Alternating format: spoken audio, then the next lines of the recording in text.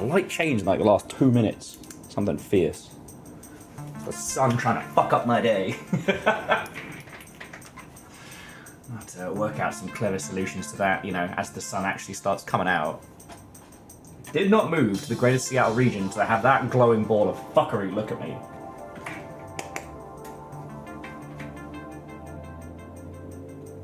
Oh shit, Nova. I'd say, that was quick on the fucking draw. Let me update the boards. Watto and welcome. Aeon, good innings, but... Damn, that was fast. Holy boss, Watto and welcome. Come on in, friends, come on in.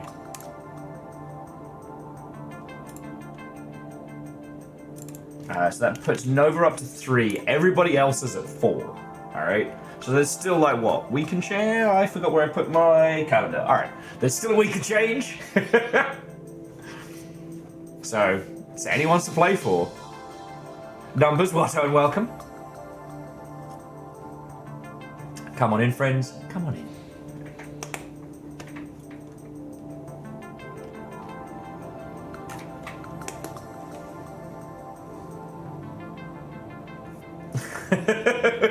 Rebels, greetings, Watto, and welcome. Oh no! Well, so I'd love to.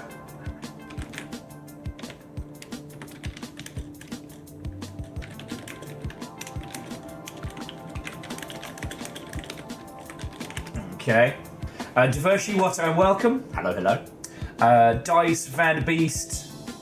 Let's say hi, Rebels. Shit, you might get 2 highs. And Vanderbeest, thank you for filling the pint glass. How are you all doing? Watto and welcome! So numbers, currently, we're having an afternoon coffee, having a cheeky little natter, and the rest we shall work out together.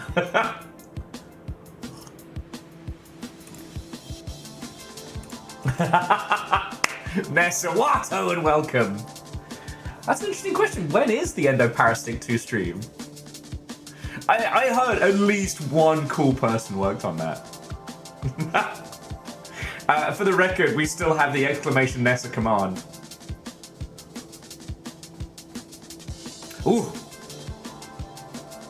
Dice, I'm sorry, that is fucking chilly as. Apparently, tonight's night, everybody is doing something Seattle-wise. And I'll be honest, the idea of heading downtown, I'm just like, do I gotta? Do I gotta? Oh shit, Vanderbeest. Powered by chips and queso. An unstoppable force of cheese and person. But anyway, how are you all doing? Come on in, friends, come on in.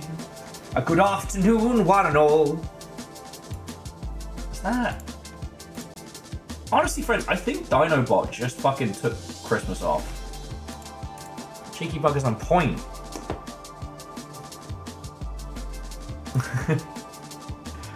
Nice. Keldra, Watto and welcome. Sorry, the nice was SquarePeg setting up their 3D printer. I shared with you the free Gundam stuff from Newtype, right? One of my favorite Gundam suppliers also does 3D printed files. So stuff you buy for a couple of bucks, then print at home. And a couple of them are just help yourself. One of them being a ginormous Super Gundam kit. Other being kind of like a regular one. And Divershi, exactly.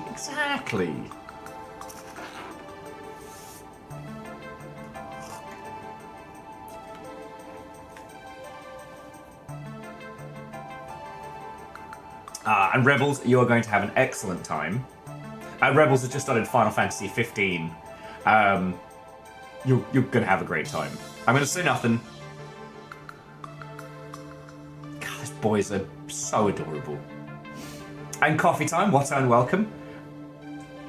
You know, I'm there with you. Death before decaf. I think this was a present from Wraith.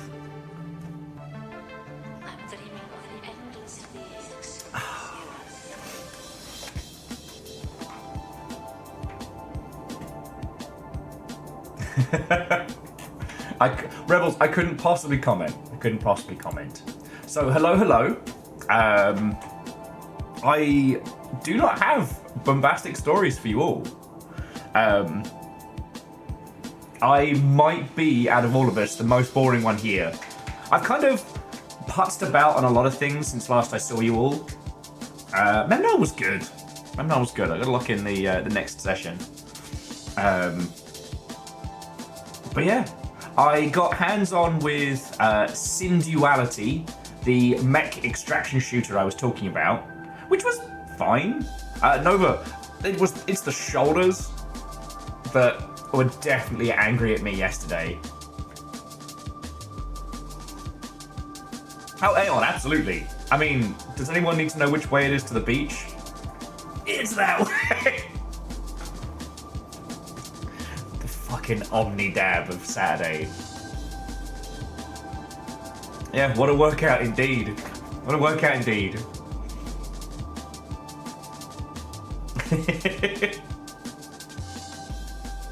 It's a gym era for Will. Whoa. Let's not get crazy here. No, Nessa, they made me do like, what was it, like 24 dabs in a row.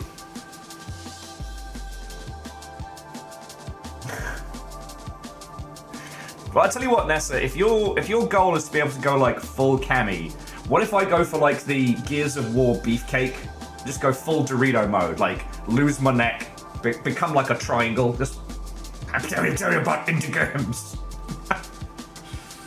If I am being perfectly honest, I'm genuinely thinking to get myself some proper running shoes again, because I have a gym downstairs, and for a person who is struggling to sleep at the moment, you know. And J-Post, thank you for gifting that to Nessa. That's fucking cool of you. So, I'm seriously considering that. It's just the idea of getting swole is so stupid. I love it. I absolutely wouldn't. There's a certain amount of like focus that one needs. Oh, sorry, and Unitax as well. Thank you. That's the full 75 months. Thank you. It would just be funny as shit at like Space GDC in the future, where you've got Nessa who can kick a car in half, and then I look like, you know, IRL Marcus Phoenix cosplay.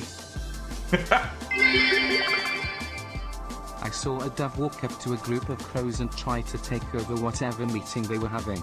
I guess I witnessed a coup. That's a good one, Funs. I like that. That's how you can tell I'm not hungover.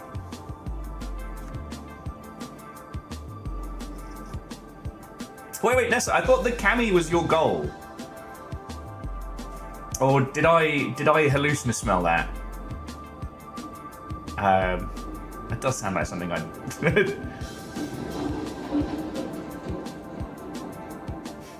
Sorry, Unpuns, thank you for the bits. Oh, if he's making you double down. Okay, no, that's smart. Smart. Like an accountability buddy, but for public displays of thigh. Oh. Okay, so aside from the Nessa learning how to kill a man with just everything south of the border, how are you all doing, Watto, and welcome. Alright, Nessa, it's always good to see you, friend. And Nessa, I'm serious, the severance theory. I think I'm onto something here. I'm determined.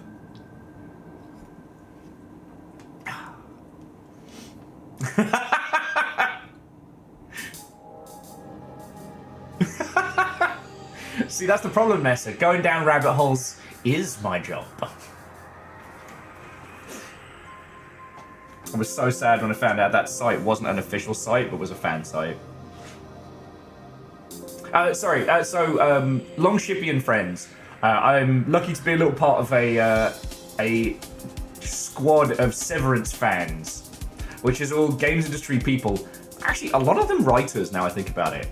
And so we have a group chat for the TV show Severance. Though, sleep's been wonky for me, as I've been talking about. I'm still doing battle, and I'm not giving up. But it did mean that I started chipping away. What should I say, chipping away?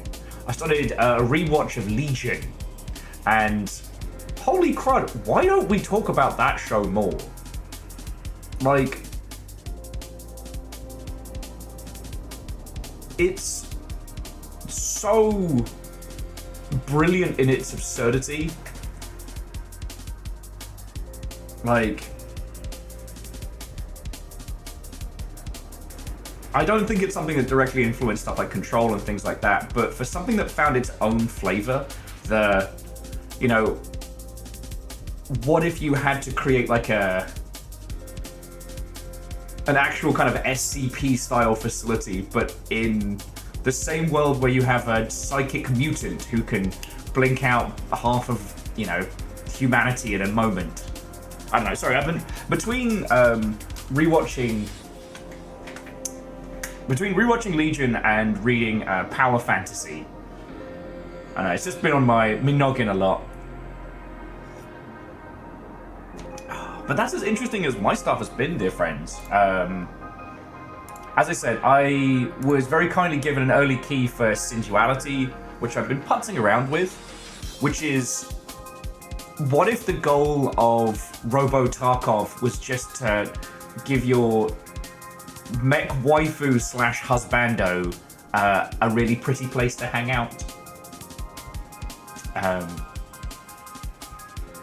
And Down Under Dwarf, what and welcome. Okay, so yeah, I talked to you all about this, and I'm not sure if it's one that we need to jump on. I've enjoyed it, but I was given a key, so like, I'm not the arbiter of. But it's this sucker here, right?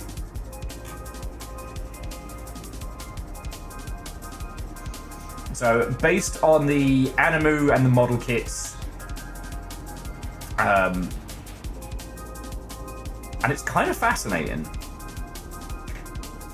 And Dustin Watto and welcome. Coffee for dues!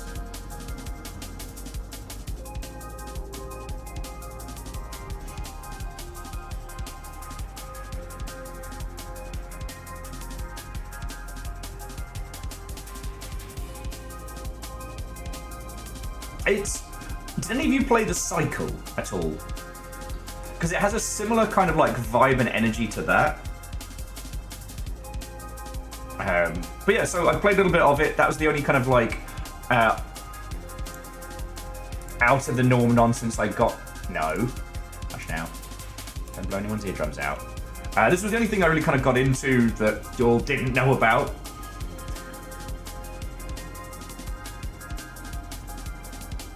Okay, one thing I will say from playing this is that I had the experience that you're supposed to have in a lot of these extraction shooters. So I'm going through my first little run, and the weird way to describe this is it's kind of like The Cycle meets Phantasy Star. So when you do character creation, the only thing that you really choose is your little waifu / husbando. They definitely need to add a adorable pet option for people who, you know... actually, no, that would make me way too invested. And that's the plot of Steel Lancer Arena International. Anyway. So, I'm doing my first trundle. I'm exploding some weird little monsters and getting into mischief. I chose the anti-PvP waifu, meaning I can freeze people in place so I can run away. Because I was like, I'm not good at PvP, and I'm not bloodthirsty. Yes, Unholy Glee, this is the mech game I bought up. Coffee time. There is, but not in this game. So on the original Xbox and then the PlayStation 2, there's a giant robot game called Phantom Crash, and then the sequel is called Steel Lancer Arena International. And your targeting computer is based on an animal, and different animals have different abilities. So like, birds are great at verticality and missiles, whereas like, you know, wolves and dogs and cats are better for like strafing left-right, you know, for more like direct movement attire. Stuff like that. Anyway, whereas with this one, it's more kind of... It's you and your little kind of like floating waifu.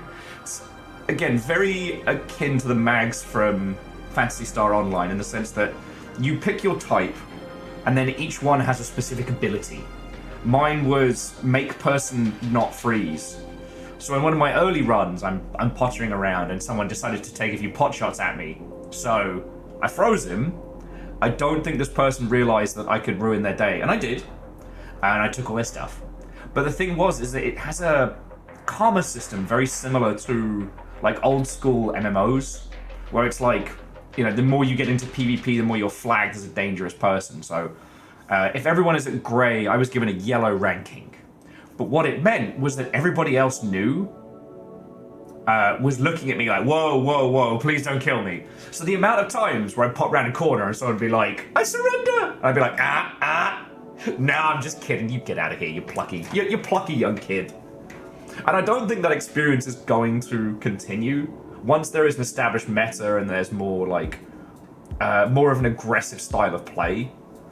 But for the early few rounds of it that I played, it did have this kind of like, you'd get to the extraction point and there'd be another person and you'd kind of wiggle back and forth to see how they were. And then you'd end up going back to back so you can both protect your halls. And I thought that was real cool. You know, honestly, I don't know what this game will evolve into. And Quasi, I don't know if I'm looking for a crew. Like, I don't have time to dedicate to it right now.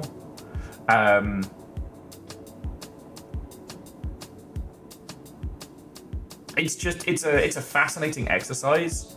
I mean, what's the price point on it? The price point is $40. Oh, don't worry about the additional extras. They're not worth it. They're not worth it. But it is very much like the cycle and things like that. Like, your mech parts are a thing that you can lose. And it's about, you know, getting your gear together and extracting out.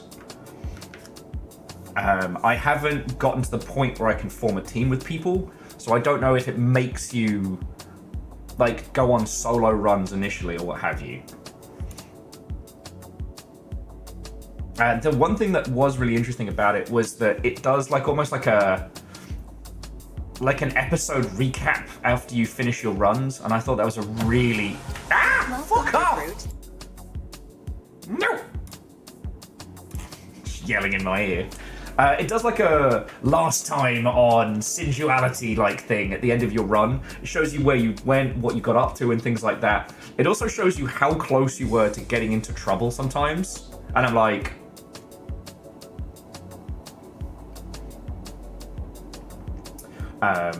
so yeah. I like the mech designs because they've got like a flavor to their own. Like, you're basically piloting these like almost like SD Gundam, like chibi, chunky, like little robot fighty guys. And it's nice. If you enjoyed the cycle, it's worth having a look at. Most of the negative reviews are because if you buy the collector's edition and then you go out and all your collector's gear, it's gone. You get blown up and it gets taken.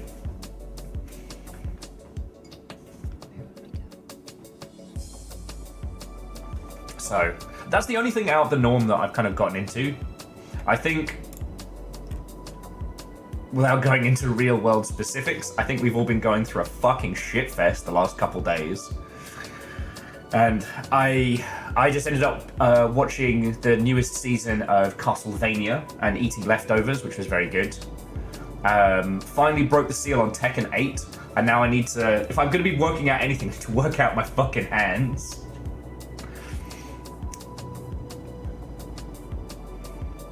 There's a few little details on my main that have been changed, but it was good to get back to it. Hoffers, what a welcome. But honestly, friends, that is all I've gotten up to since last I've seen you. Like, Sunday was just kind of like an advanced recovery day, and I don't know if I fully recovered. Memnol was very, very good, and you all were incredible. I'm still not... Yeah. Games news has been pretty quiet for the last couple days. Again, very much understandable. In D&D, my friend tried to defeat the Blender trap. After rolling damage, the DM said he was diced. Ah, you did there. I saw it. It also would have been viable as the slap chop attack, Leaves your enemies diced.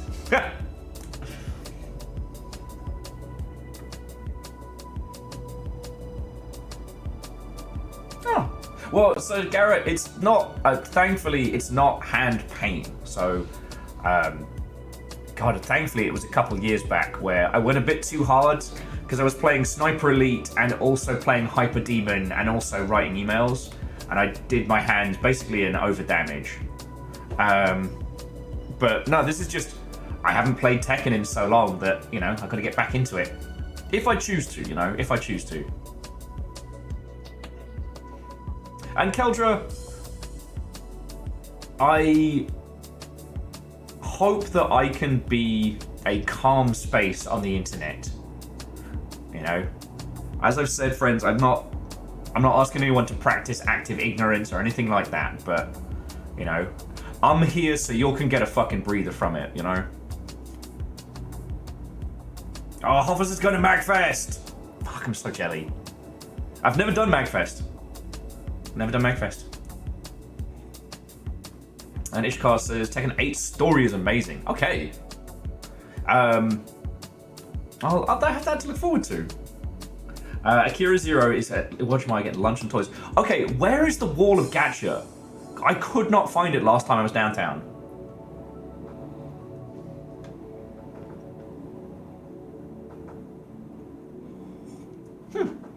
Okay, so Garrett, that's fascinating. Because I know the premise for Tekken 8 is whoever loses gets their country deleted. God, I love Tekken's story. Tekken 7 had you start by literally throwing a child into a ravine. Or do you? No, you do the throwing. That was it.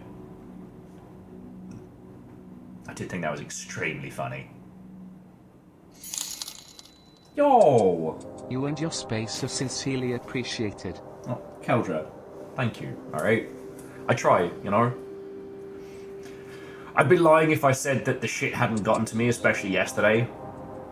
Which is partially why we haven't got an official schedule for what we're going to be doing this week. But I figured we've got coffee, we've got company, we can work out what we want to do games-wise this week and see if there's anything weird and indie to get into today.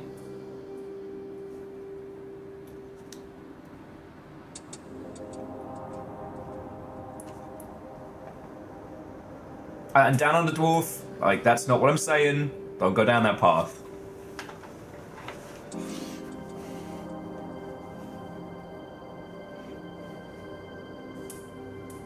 Oh yeah, and Clive just got added to Tekken as well. I haven't even played Final Fantasy 16 and I forgot that it was out on PC. Aeon, I saw your posts about it, so I'm just fucking glad you had a good time, friend.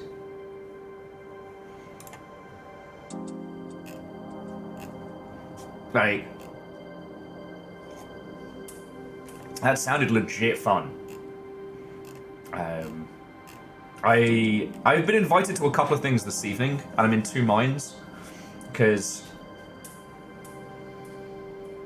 going down to the Seattle Indies meet this evening that happens in I think it's still over at Optimism Brewery wouldn't be a terrible shout. And then I have another friend who is also in town for a couple of hours.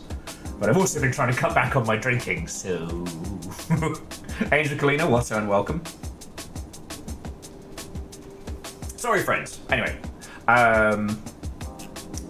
Games industry-wise, there hasn't been too much going on. Everybody and their nan has been theory crafting about, you know, Switch 2 nonsense. And I think, like, the general consensus for everybody is, like, cool. Like, let's wait and see what we're getting, like, games-wise in the ilk. Balatro shipped 5 million copies. I don't know if that counts Mobage as well. And the bloke behind is like, please play more indie games.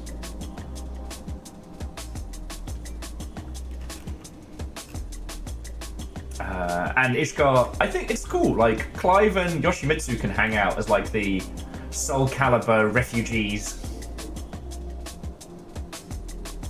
Well, Angel Kalina, get you some good food, settle back, Whatever we do and natter about this afternoon, well, that's us. Oh yeah, Moose, the thing I keep thinking about is how the Balatro theme song was a Fiverr commission and got played by a Philharmonic Orchestra live on stage. The Game Awards is not a grand mark of honor, but like, that's like, I don't know, clip art becoming a national flag.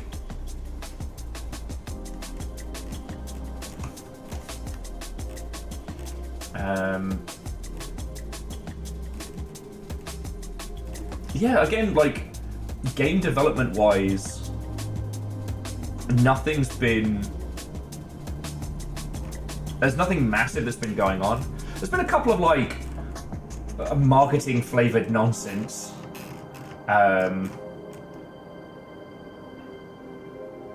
There's a, what was it called? There is a dinosaur, there's a quasi Dino Crisis, that's it. There's a quasi Dino Crisis title that's managed to get some coverage by saying that it won't be releasing on PC because it doesn't want to add vulgar versions of its characters in terms of modding. I find this fascinating because it's clearly a PR maneuver. This title in question is called Code Violet, and it looks mid. Like, doesn't look like anything like... It doesn't look like anything to get like intrigued or excited about.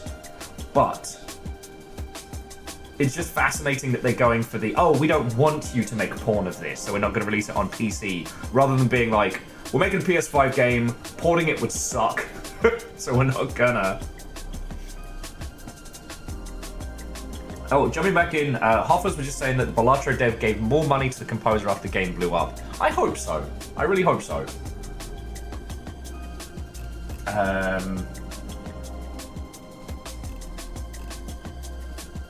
Nintendo's being terrible for crediting again, but sorry, the Donkey Kong Country Remastered, I believe it's Donkey Kong Country Returns, just left out the original dev team and its remaster.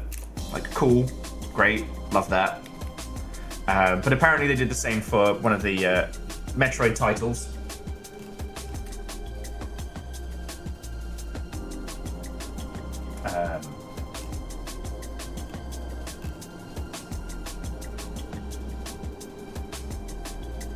And Monster Hunter Wilds is hoping that they can get their minimum spec requirements much lower, so people with less beefy PCs will be able to careen around on the upcoming Monster Hunt.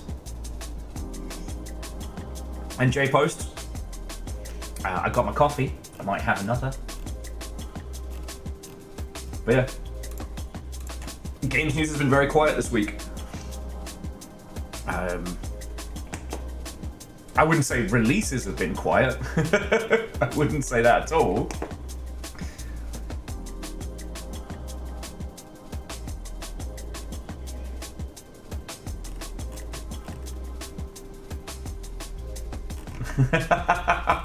Coffee time.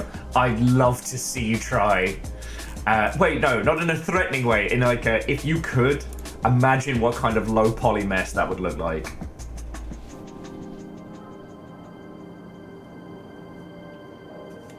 And yes, Nova, I haven't seen them lurking. I haven't seen them.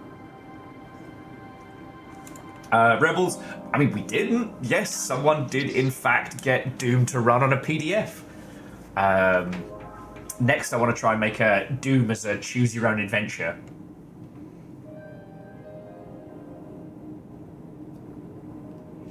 And in terms of getting on PC or PS5, I do think that Capcom's had a good history with stable PlayStation ports. Monster Hunter World came out, what was it, like a year or two after its initial like PS4 release. So there's a distinct non-zero chance the PC port will be having a bit of a challenge.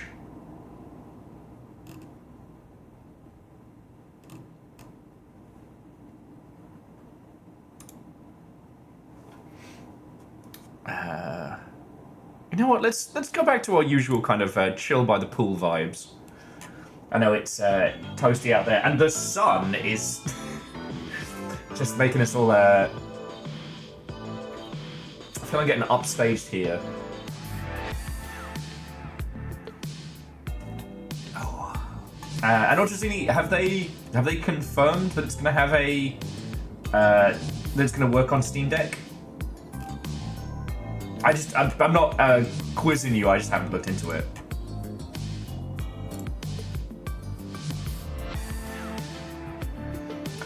If any of you are super into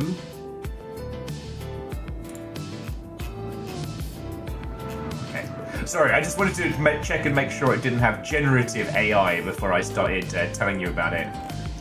So you'll remember keywords Spider's thread.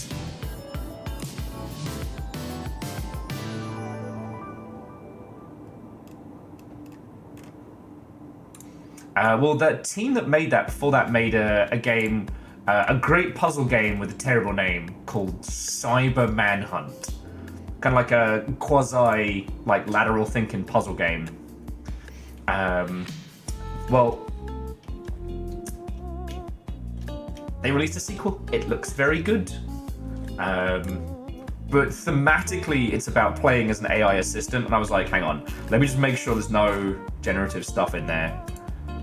Ever since I got tripped up the other time, I'm very, very careful now. Or at least I try to be.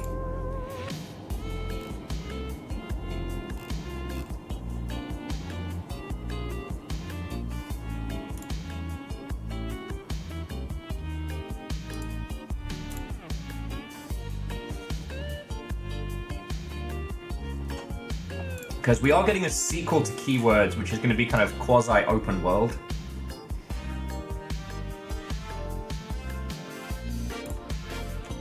And Wolfcrat, I think it's just because like the development team is based in, I want to say Taiwan.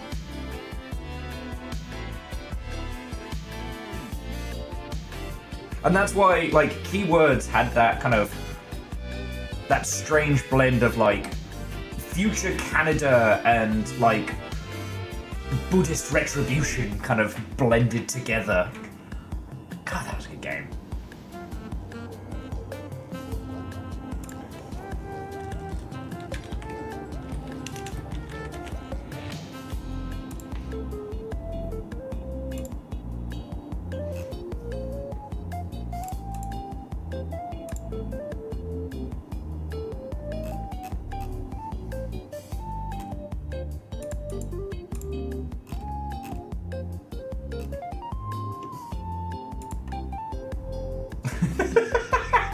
I was about to say Wolfcrad. What do you mean?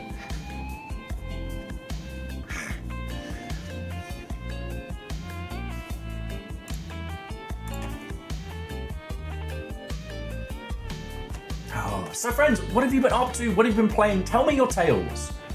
You know? This was not the weekend where I was the interesting one, that's for damn sure. Oh, I guess the interesting thing for you Gundam nerds, I finally watched Gundam F91, and boy howdy is that the most glorious mess.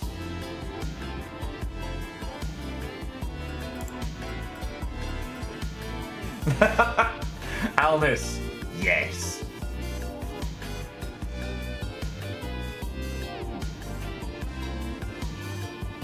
So Ultrazini was on Ratchet and Clank: A Rift Apart, and Numbers was slinging card for the Pokemon TCG.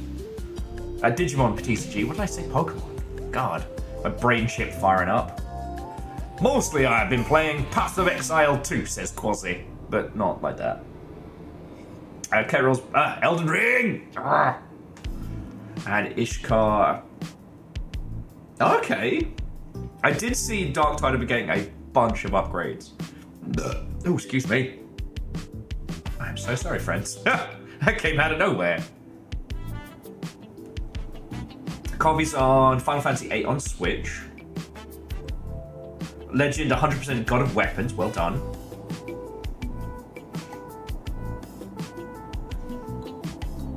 And Varbles, I would be lying if I said I hadn't considered an impromptu Sniper Elite stream.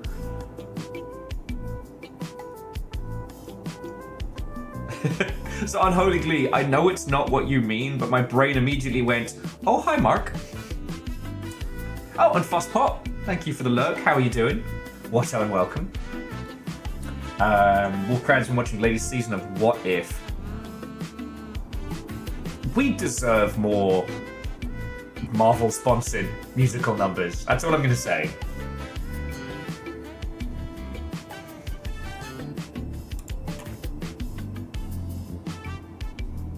It is. Sorry, Rebels was also swapping between Elden Ring and Final Fantasy 15.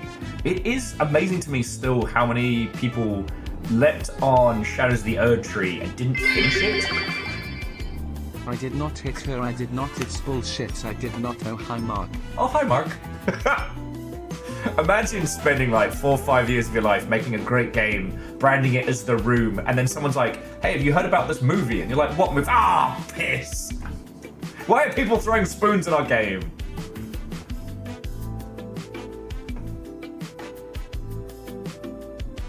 And yeah, I mean, Ishka, I'm sure you and I have spoken about this, but when I talked to the Fat Shark peeps at GDC, you know, it was really interesting because they were like, you know, people were very, very critical of Darktide at launch, and they're like, but this is the same kind of thing we put out for our previous title at launch. There was an expectation. Daring me apart! Oh. Sorry, I've had The Room on my brain a lot recently, just because I'm still working on this Wanted Dead video. And the difference between Wanted Dead and The Room, it's kind of like the conversation we were having about like cozy games and things like that, that there are certain kinds of art that the more you try and define them, the harder it is. But if you try and feel it... Hey Will, how's your sex life? Non-existent, thanks for asking.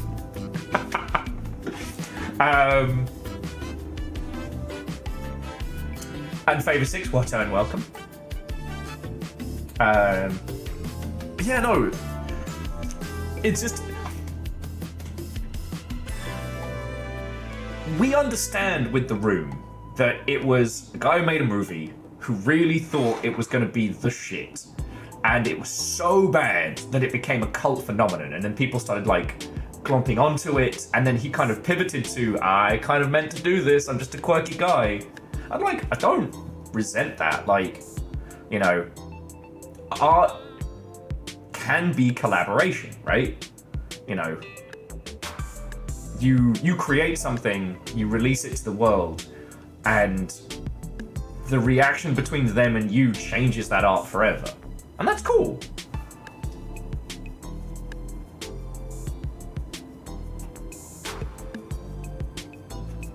You know?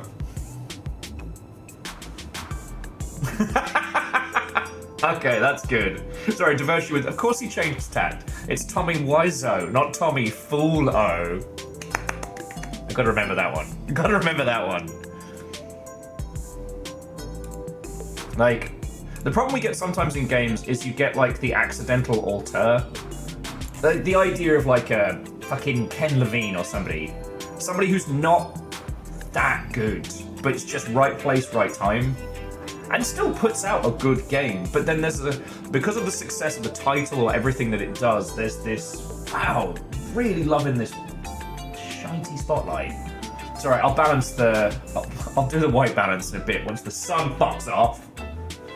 But no, there's this idea of like ascribing genius to people when a game is very successful, whereas it's very rarely the case. Like, games are collaborative, and yeah, it's almost hidden by ginger. Welcome to the golden hour. There's no difference. There's no difference. The Peter Molyneux effect. Yes. Devoshi, was it you and I that talked about Molyneux recently? Man, my life is turning into a bit of a blur right now. But I was having an IRL discussion about this and how, like, Peter was just the first to do a bunch of ideas that someone would have done.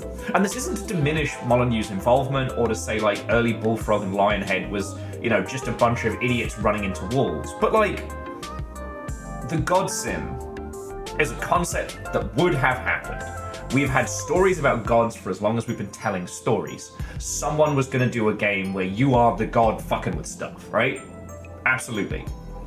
And things like Syndicate, instead of being just a guy in a cyberpunk future, it's a team of guys in a cyberpunk future. Yeah.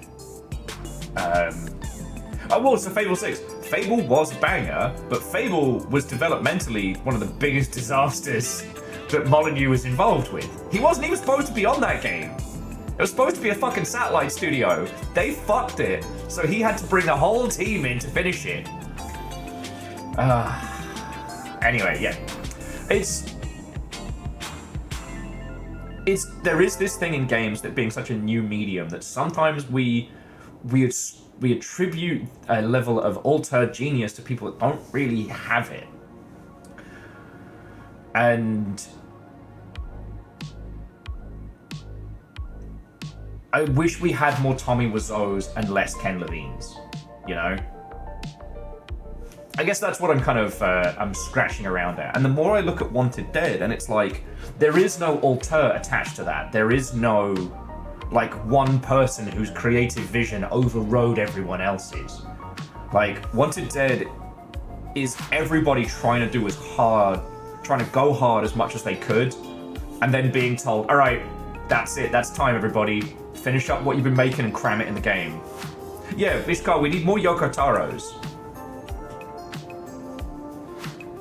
And yes, Aeon, Tommy Wiseau did do YouTube videos for a while. He also did a series on IGN where he's an alien. And you're like, I love Yoko Taro because he'll just lie to you. And then, or maybe the things that he creates are beyond his intent. But like, I always find like 2B's design is the best discussion of like, sorry, if you don't know, so 2B from Nier Automata, when asked by journalists, like, why does she look like that? You know, basically like fetish gear and a skirt. Like, well, I shouldn't say fetish, but very like elegant gothic Lolita, I believe is the correct acronym. Yoko Taro was like, I just like girls, I like butts. Whereas it actually turns out that 2B's whole arc and the fact that all of the Yohai units are overly sexualized and yet made to be as inhuman and as cold and emotionless as possible is a huge part of the thematics of Nier Automata and why it's such a fucking good game. You fuck with me! Yoko, you fuck with me! Do it again!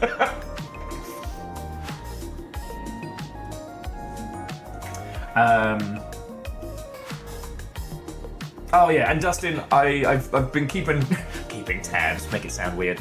I've been reading about your car saga, and it's like, yeah.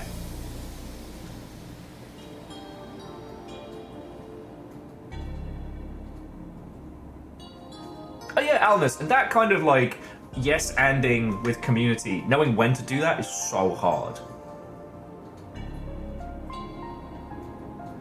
See, diversity, and that's where like the collaboration between audience and art is so fucking cool in video games. Because yeah, maybe he is telling the truth. Maybe he was looking over character designs. It's like, you know what? I just want a femme main character that I can look at and go, yeah. And then starts to craft the story around it, and then it's like, yo, this actually makes sense. But either way, dude didn't stand on top of a stage and go, I am the genius Yoko Taro. Look at this butt. This butt's gonna have meaning and depth and make you feel things.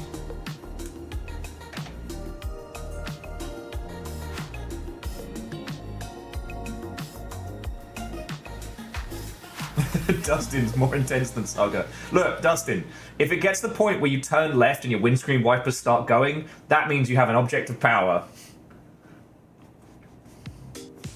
Oh. Oh.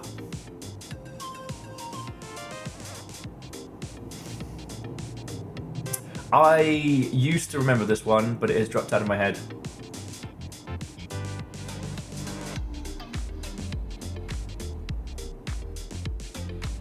I'll have to look it up. Sorry, Devoshi mentioned that that's what Blizzard did with Trace's original art. And I remember learning about this when I was learning about community consultancy and the impact of smut and how it can be used to judge characters' viability in a commercial product. But to my understanding,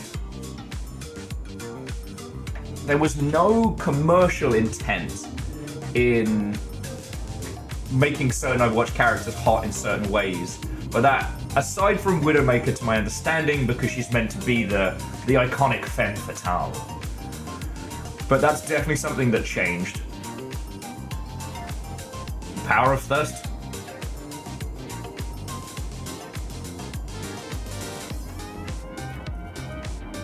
Oh, the butt forward pose. That was an interesting one. But I agree that, like, it was a weird kind of characterization that didn't fit. Like, I guess Tracer's character hadn't been fully fleshed out at that point. Yeah, first-person shooter. Anyway, jumping back. I've just had I've had the collaborative nature of games very much like front and center, because like, what's the difference between like a Neil Breen movie and a Tommy Wiseau movie, right?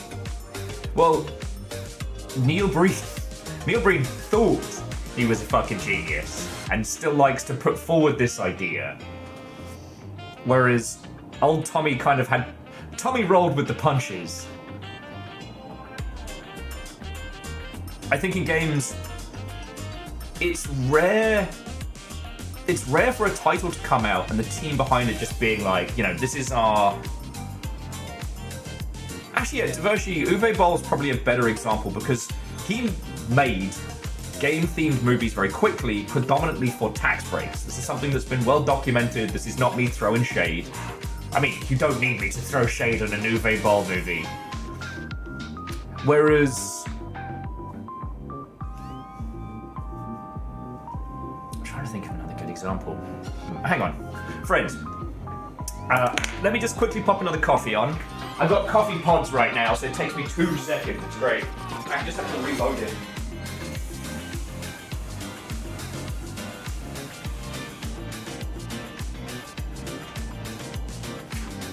Reload.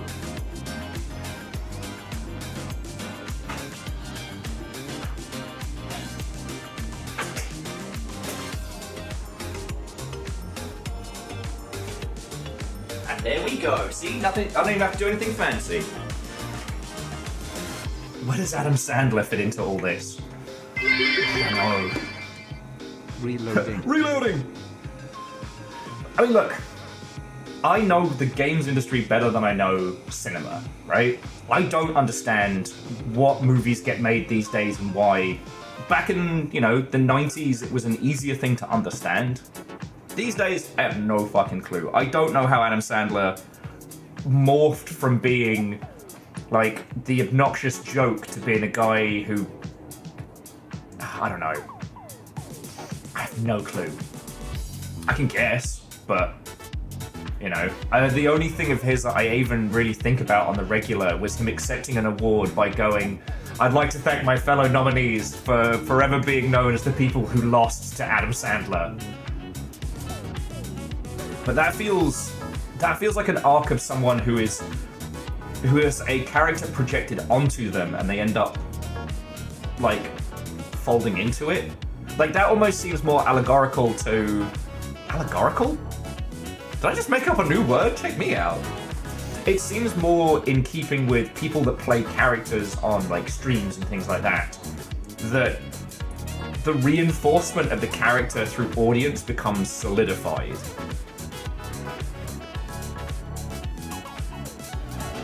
Okay. Well, Alice, that's lovely to hear. But there's nothing I can tell you about Hollywood folks that you wouldn't be able to get more information from elsewhere. I know Ken Levine's knobbed, but I also know that he will get super... he will crush people that talk shit about him. I'm too small to crush, I am the games industry's proverbial roach.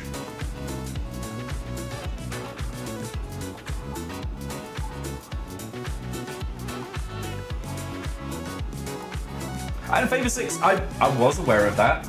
And it is interesting when you watch those super low budget films that you can tell the ones where the team had fun and the ones where they just had to bang it out in a weekend. But like, in video games, it is incredibly rare for a team to come together to just bang it out for a buck, right? In fact, it's more common at the higher tier when a team that already likes working together is told, all right, now you have to make a live service shooter. Okay. Camera's getting mad at me because the sun's gone down. And if it looks like Calcium Bonio is being buried under every lanyard from every games industry event I've been to, it's because he is. Congratulations, you hold lanyards now. Like seriously, every PAX, every GDC, everything is now on Bonio.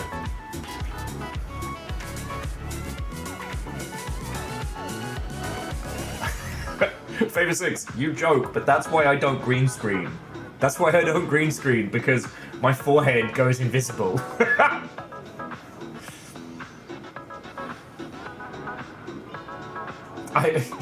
Calcium Bonio, he's every VIP access.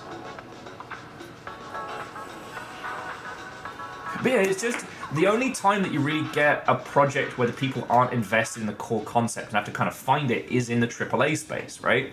Because, I mean, these days, small to indie publishers, they don't tell you what to make. They wait for you to come to them.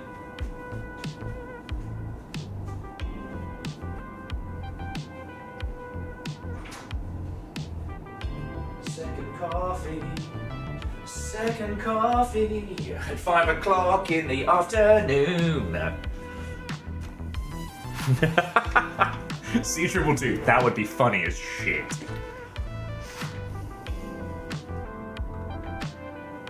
And Dustin, I've seen people make like skirts and kilts from like lanyard weaving.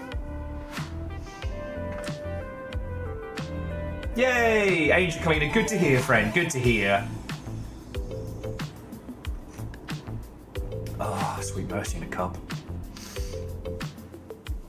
But yeah, so it's one of the things that I think why the more I look at Wanted Dead, the more I become obsessed with it, because I don't think they really had a choice other than using the work they've done on like Devil's Third as a jumping off point. I think they were left with like a brick of shit which they had to try and carve into something. And they did. Hey, Favor 6, that happens. We are going to have the best lineup. I know who we're getting as our first. We're getting Project Silverfish as our first. Absolutely. That's our first signage. And then we just go on the hunt. But basically, Damien is just on retainer, alright? We're just, Damien, here you go. Here's a shitload of money every month. Just keep making weird, fucked up shit. Just keep doing it.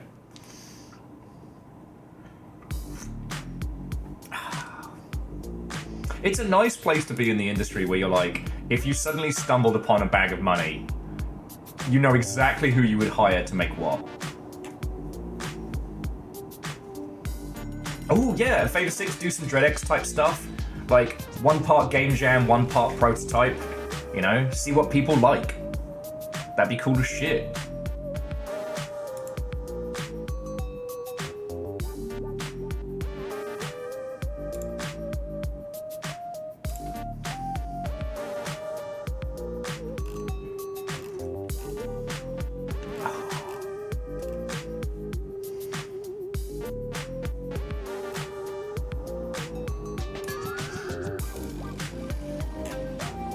Anyway, sorry. Will gets distracted immediately again. I've definitely been in that thinking too much but not doing as much as I'd like kind of mindset.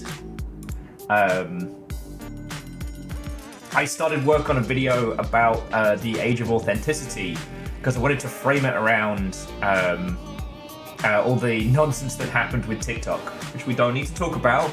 Obviously, it's all a fucking... But anyway, I got a Wells into a way... I got a ways into working on that one, but I'd need to start a new video if I wanted to talk about it. Oh, hey look, coffee time. It's good to see you. Give our best to your best, and yeah, to be continued.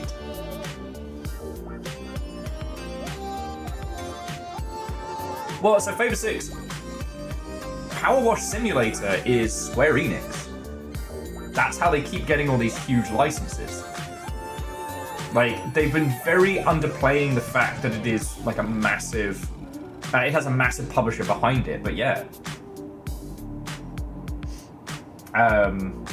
But I do still believe in the age of authenticity, and I just need to... I need to find a way to talk about it and to frame it. And also, frame it in a way that's not punching down has been really hard.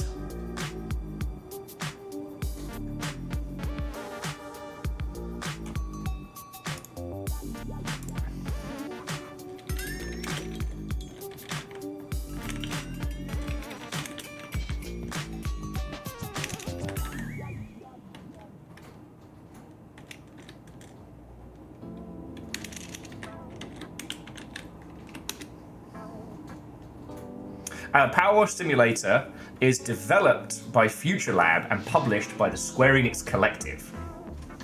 You question my knowledge. You question me? This is what I do.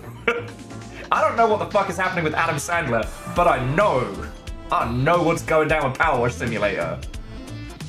Now, whether or not it was intentional that they downplay the fact that it's a Square Enix game or not, I don't know.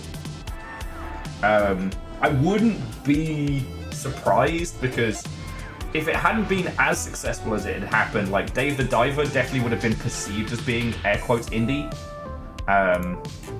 Oh, okay, sorry. And the other thing I was just half talking about, so I want to make a video about what I perceive to be the upcoming age of authenticity. This idea that the fallout of generative AI schlop, like attacking people from all sides, the soulless push for a lot of live service titles that people just don't want is going to lead people to be more hungry for things that have some genuine freshness and heart to them. Do you know what I mean? I think the success of web phishing is very indicative of that. Like, people want group experiences, but people want something genuine. And web phishing, it has the same aesthetic as Animal Crossing, but you're a dog or a cat. You go meow or woof. Speaking of which.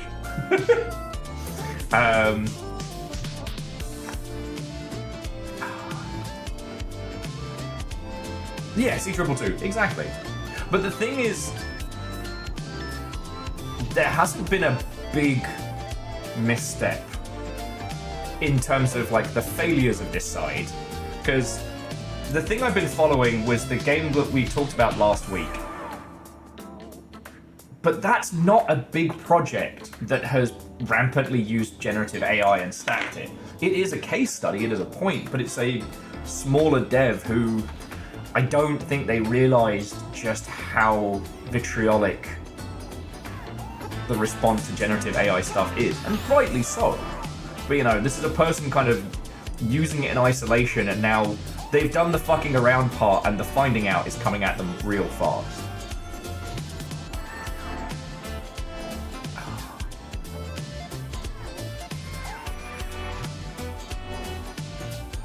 Yeah, well, so Fable 6, I understand that. The problem is that making something like that is too expensive. There were quite a few titles last couple of years that tried to do like a guess what the AI is thinking game, stuff like that. But the problem is, unless it's all running locally, it's a huge resource hog. So Devoshi, I had a feeling that would be the case. Like, I was in a tech company for a few years, and the difference between what their perception of implementation in games was and what it actually was like night and day. But like I said, the only case studies that I have for why putting generative AI in your games is very, very bad, they're smaller projects, and I don't like punching down, you know what I mean? Because ultimately, the person who made, what was it, Mecha Blood, I don't think that that person considered how cheated people would be when they found out that the thing he created wasn't him at all, you know?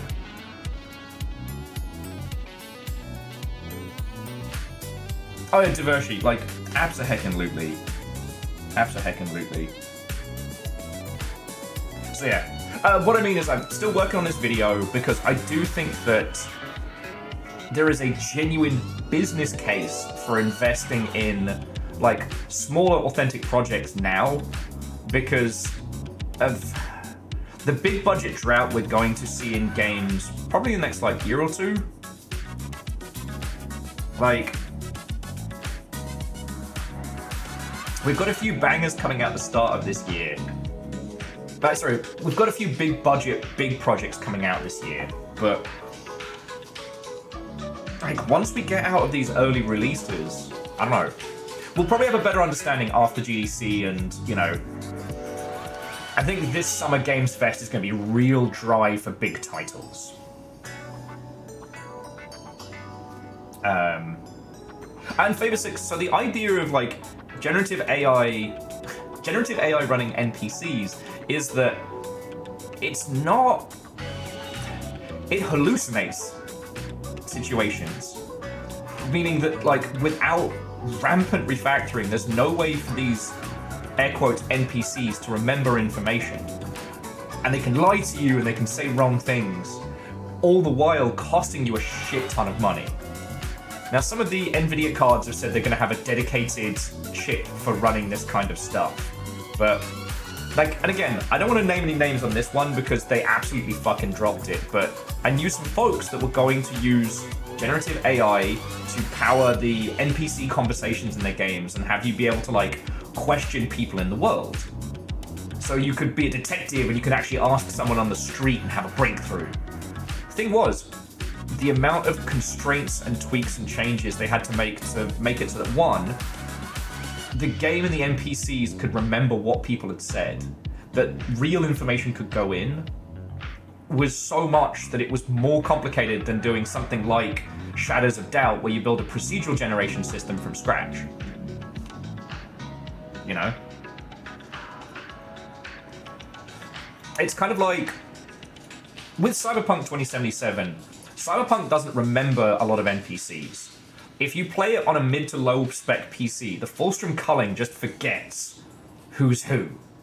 And it was very funny in the release version where you'd look at a crowd of people, look over here for a second, look back, and it's a completely different squad of people. The person who's still talking could have gone from being a fully grown adult to a child. It was very funny. That's just crowd tech plus low-end software. That kind of like weird hallucination at a story level, like, holy fuck. Holy fuck. Oh, and the thing I'm scribbling on, so I've busted out the schedule. I've busted out schedule. So we'll do that whilst we're having a natter. And so, Divershi, like, that's what Sea of Thieves already does, but not with generative AI, but with this, like, Azure service.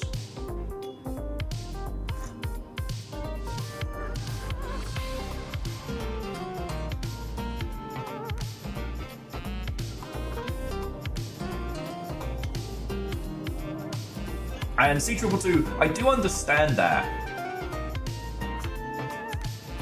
It's similar to the problem with NFTs in that regard, that you can't just patch training data. So if you roll it out to consumers and something's busted or fucked, even if you're only doing the minimal amount of like online computation, like that data set don't change. And it can hallucinate weird fucking things. Like, imagine trying to test that garbage. Like, if we just put the planet-killing shite of it and the general OpenAI theftery of it to one side. And that's a big side to put it to. Like, how do you test that shit? Yes, Alnus, thank you. Much like the nerf to nonsense, any proposed use case is easier done with simple systems. Except for the stealing from people part. Oh yeah, and to my understanding, Azure is just a specific flavor of Microsoft's like cloud hosting stuff. But yeah, so they use a cloud-hosted solution to sync Sea of Thieves stuff and run like the sea and weather generation. That's how Sea of Thieves can do these huge like waves and storms and things without it getting like completely out of sync.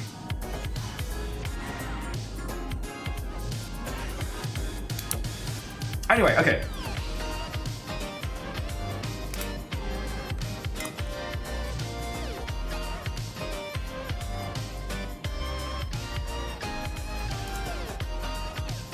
Yeah, Aeon, the DreadX game I think was probably one of the simplest like large language models we've encountered in games, and that snapped my old hard drive.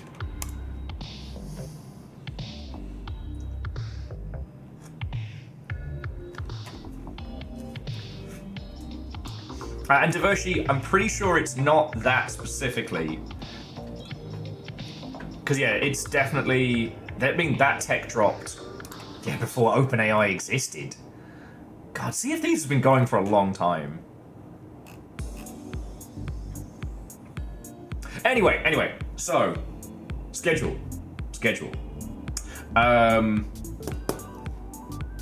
Today has been a bit of a mess. And, well, again, I don't want to bring the real world shit into it. It definitely got to me yesterday, which is why I didn't have a schedule for what's going on for today and following days. Obviously, Elden Ring tomorrow, because I need my therapy sword on Wednesday. And Saturday is Burns night, so we're gonna Marbles on Streams it as the Burns Night Invitational.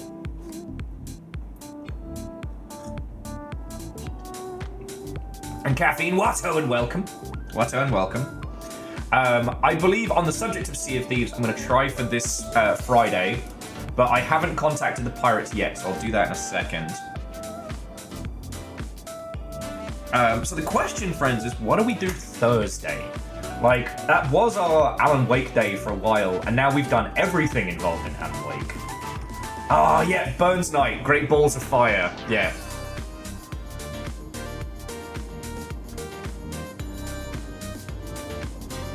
The Haggis 9000.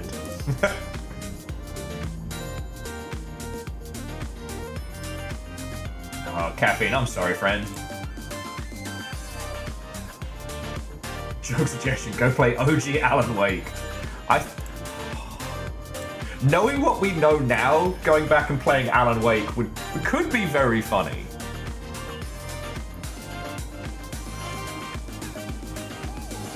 The McCannonball run. No, that sounds like a McDonald's product placement. And, we don't fuck with the archers.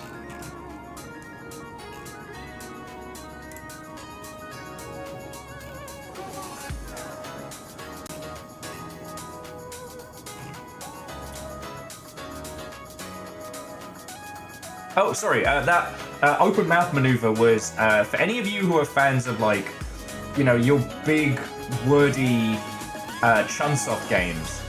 They're on sale at the moment, and the brilliant but fucking weird AI the Sondominium files is $4 on Steam right now.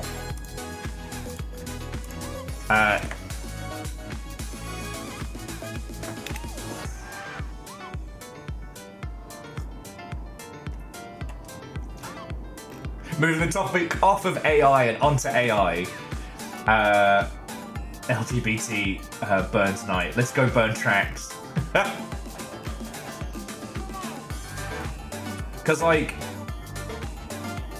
the Maiden Abyss game is $9. I might get that. If you want my recommendations, Way of the Samurai 3 and 4 are available for $2 and $2.50. Don't get Katana Kami though. Don't do it.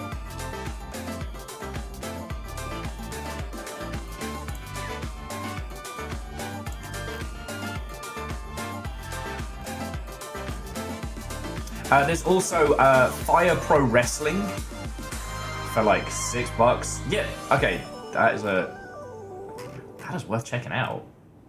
Like, Way of the Samurai is one of my personal favorites because it was one of the first times I really encountered what you could do if you went full narrative open world.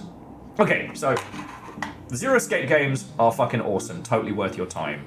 The Made in Abyss game is meh, but for $9, I'll roll the dice for $9.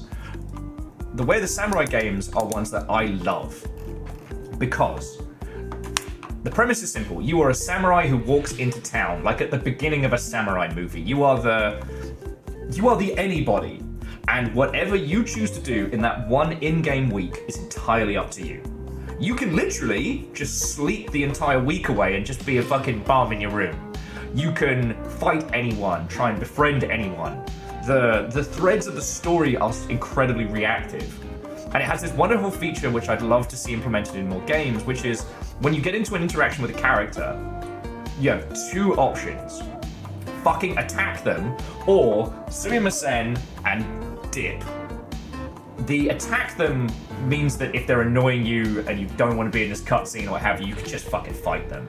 Sometimes characters will react to that. So like when the big lord comes by and everyone's like bowing and whispering and you're like, I'll fucking have ye! And he's like, I like the cut of your jib.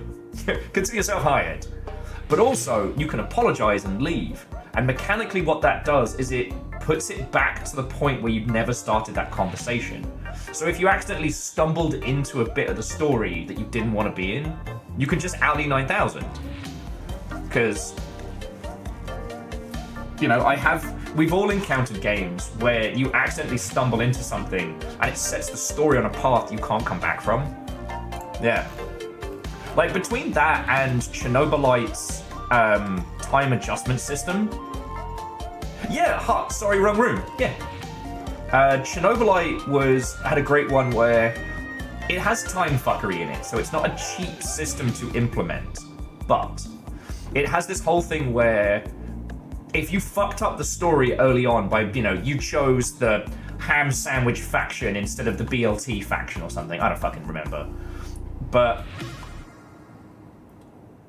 what you can do is you can go back in time and choose the other path and it shifts the timeline, which sounds complicated, but really with a lot of those, it's just a simple like left or right flag. Yeah, Rebels. I mean, I think for anyone who's played dating games or has been specifically trying to date a character in something, I want some emotional support Dreamcast music. Having the ability to like Audi 9000 and not get trapped in, I think is really cool. And that was something that Way of the Samurai added. It also has the idea that, well, your character is always the same. It's your sword that you level up and progress. And later on, you get to choose your sword's fighting style, and you get to customize all the pieces of it. And I think that's one of the parts of the poetic appeal of the samurai. You know, the sword is the soul of the samurai. Knowledge. Yes, yours might look goofy as all hell, but it's your sword, you know? I still find it wild how many, you know, Star Wars games it took before you could design your own lightsaber. Yeah. So, I mean, Edwin, Chernobylite isn't simple. You go basically into, like, the Chernobylite dimension and you adjust the timeline. If you liked Stalker and shooty gunbang games, and kind of needed a bit more breathing room, I do recommend Chernobylite. It wasn't a good one to stream, but it was a great one to play through myself.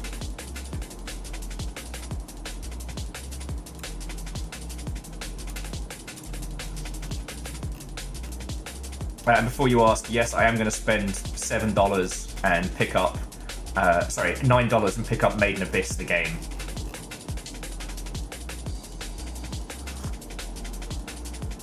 Because like those of us who've been playing video games for a while will do things like have staggered saves and stuff like that, so it's not too bad. But you know, you can imagine someone who's playing, especially a game with a heavy romance system for the first time, and they're going after one specific character, and then they biff it. You know, it doesn't feel good.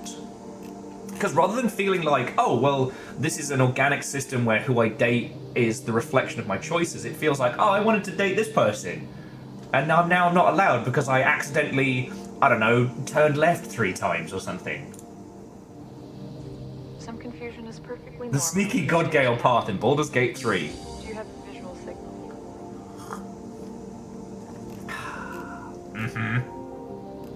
You'll get it. You'll get it. I don't think it comes from like relationships being seen as a side.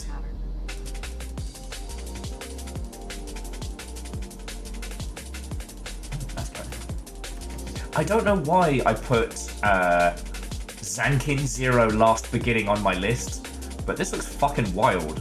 Get to play as a goat. Sorry, you know what? Let me just bring this up on main. So I'm just quickly skimming the sales while I'm at it, and this just popped up. I'm like, why did I add this to my wish list? Because I'm usually pretty diligent with wish lists. Is either like interesting indie games with homies and friendos. We're playing as a goat. Are we battling a goat? Captain, report what you saw. Like, it kind of reminds me of like if Persona did Tokyo Jungle.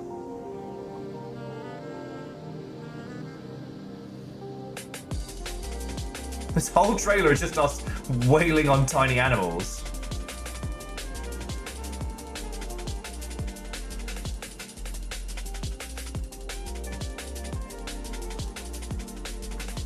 Huh, way cool. End of pattern. Acknowledge. It is devotion. I assume they're saving that pun for their last title, Persona non grata.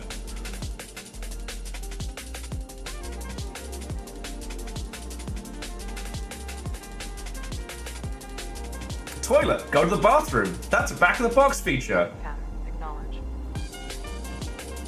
Is this like an up-res of a DS game?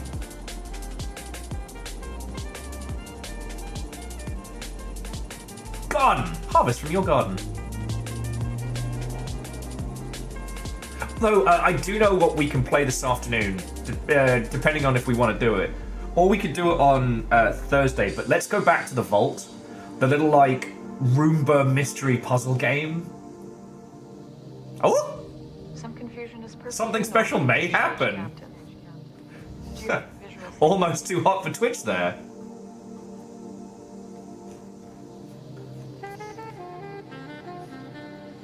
And pee! That's the second toilet reference in this trailer. One about the memory pattern. Wisdos, I have heard of Great God Grove. I don't think I have a copy of it. We played through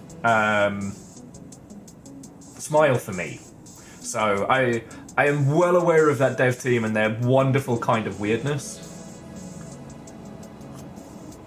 If your characters die, you clone new ones. This is so wild.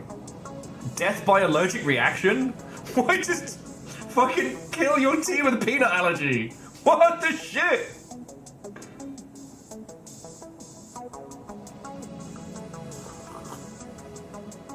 You get bonuses for dying in strange methods? Solve the mystery of Garage Island.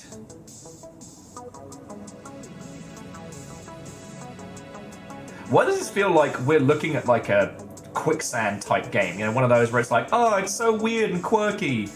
And then you end up playing it for like 20 years. Yeah, alright, that's going in the $6. That's going in the cart.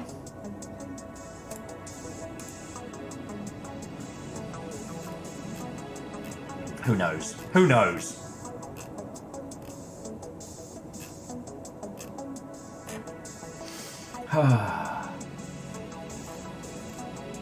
Really? So Legend says very weird and quonky, but not extremely long. That's so weird.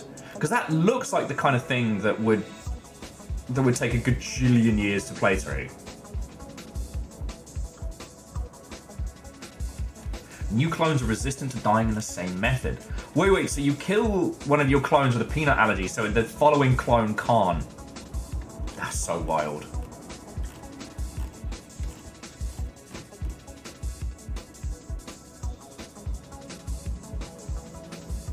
Also, I don't think I could do Steins Gate.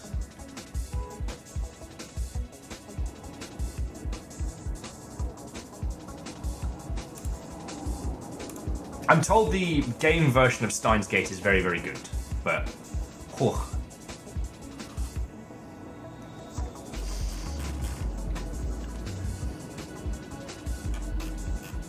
Oh yes, Iskar, I saw Bankaru.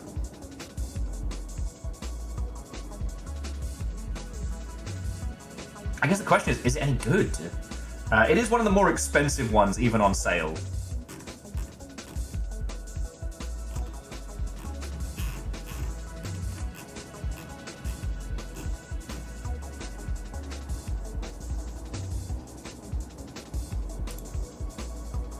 Like when you've got like the entirety of the Sundernimium files for like $10, or Way of the Samurai for $7, you know, 15 to roll the dice on a Goemon spiritual successor.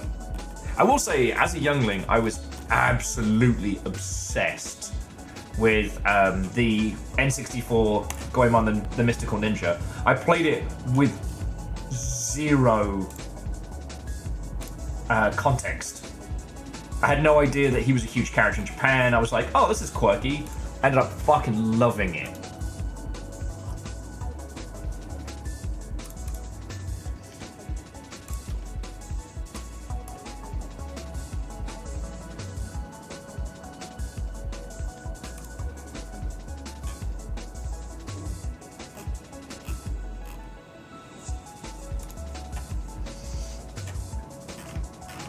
So to my understanding, the Sundernimian files are similar to like the Zero Escape in that it's a visual novel amount of text. But there is gameplay choices and elements to it, so it's not just text on text. Wizdos, I know exactly what you mean. I genuinely thought it was something that my little brain had conjured up. That and Jice and the Wheel Warriors, I thought for years was just things my child mind had constructed. Little Fire, Watto, and welcome. How you doing, friend?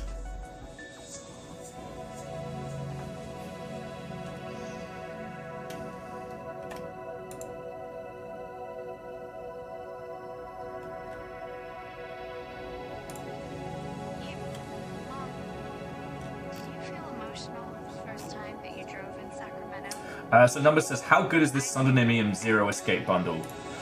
If you like visual novels, that'll keep you, like, happy as a clam for a long time. I've known my whole life, and stores, and the whole thing. I wanted to tell you. I've heard people say that AI the Sundernimian files, it's very over the top and very hyper accented, but it's very reminiscent of things like The Silver Case and like classic visual novel mysteries. I know the Childmeister played through AI the Sundernimian files.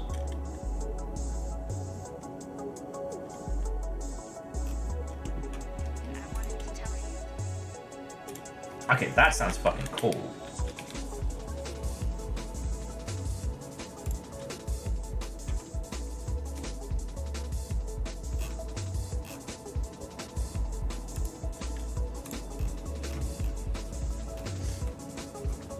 Oh yeah, Favor 6. I kind of miss the cocaine-fueled cartoon era because some of that shit was wild. Jice and the Wheel Warriors, it's one part the Odyssey, one part, I guess, Knights of the Round Table, but it's cars fighting plants who are also cars. Cool. Cool! Everything about this makes sense.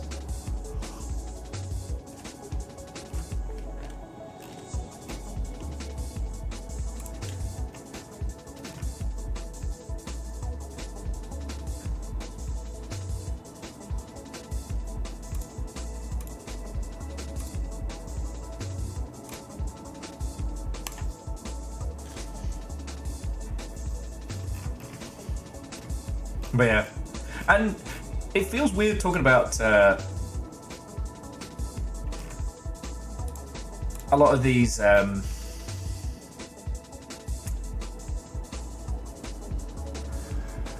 It feels weird talking about these Steam sales, considering that like gone are the days of the good guy humble. Hey! Viking 64 dab, Viking 64 dab, Viking 64 Oh, like my dab, arms on Viking Saturday. 64 dab. It feels weird talking about a lot of these, you know, now that the time of humble is over. Although one thing, it's not on super sale. Shiren the Wanderer, the Mystery Dungeon of Serpent Coil Island, is on sale, and I didn't realise the significance of that title for a while.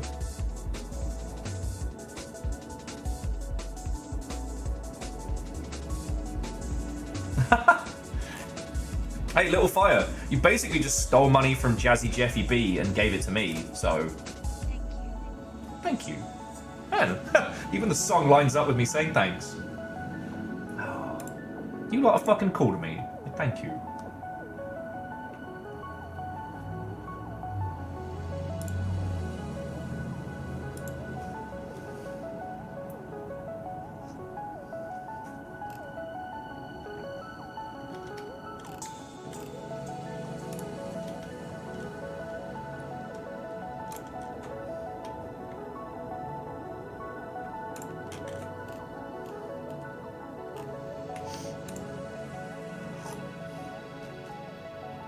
Okay.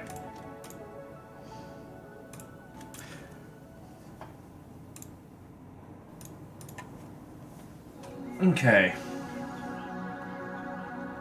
God, Tokyo Racer comes out tomorrow.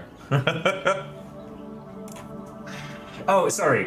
One of my favorite racing series, one of the few racing series that I'm very into. Its next title is coming out on Steam tomorrow, and I'm just wondering if I'm going to go from 0 to being full-on, like, initial decoded in, like, a night.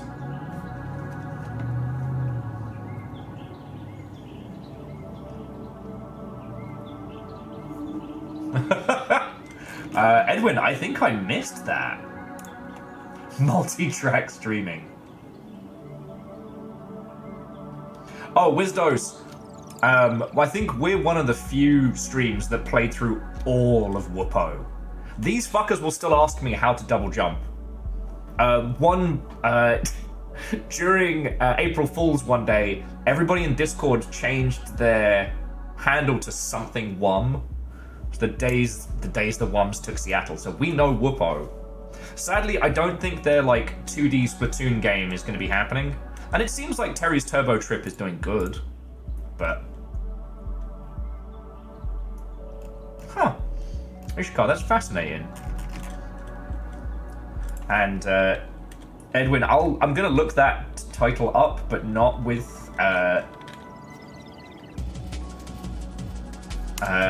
main screen on.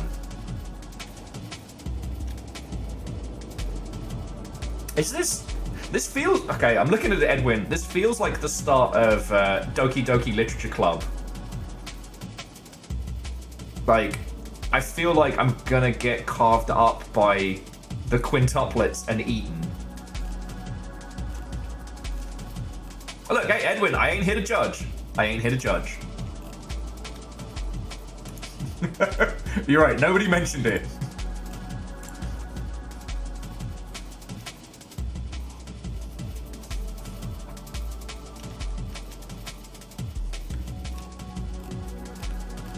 Just keep it on the down low. Right, I'm here to judge, and my judgment finds you rad as fuck.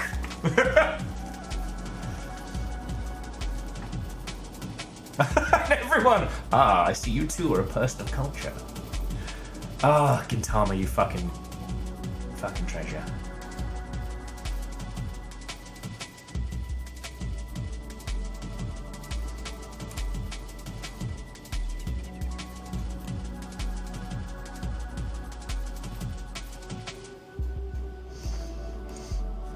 I mean, look, Steam keeps trying to make me buy a game called None Holy. I'll be honest, I'm kind of disturbed.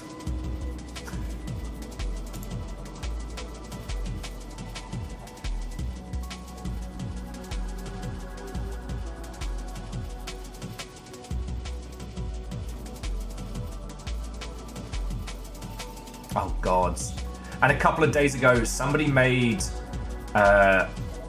Mahjong Balatro. Alright, I'm going to add to wishlist. I'm not going to buy it, because if I do that, I'll fucking die.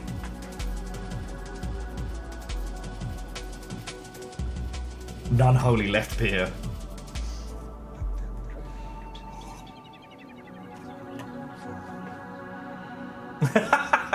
Look, friends, it is 2025.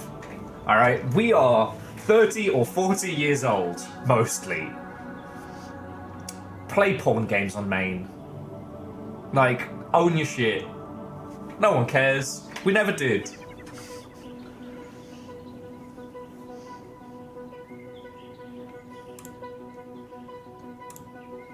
It's not porn. It's not porn. Sure. That's okay. Sure. Immediate says will not be judgmental is immediately judgmental. Oh yeah, and this is the what if Balatro but Mahjong, and I'm scared. I'm afraid. I know, I'm just being a silly bugger, Legend. You're all good. Listen here, you little shit. Guilty as charged. Oh god. I am so sorry, friends. That one absolutely snuck up on me. Laughter burp from the deep dark.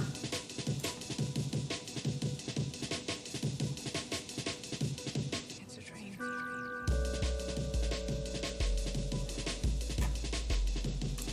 Yeah, Legend. Absolutely.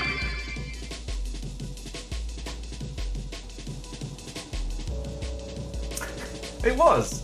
Unintentionally, but well brought up.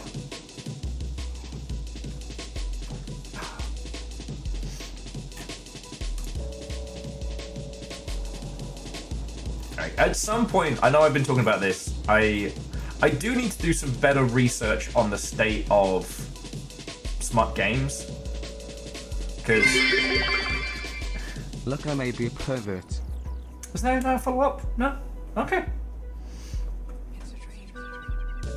Edwin, diverse sheet numbers, all of you. Thank you for the bits, alright?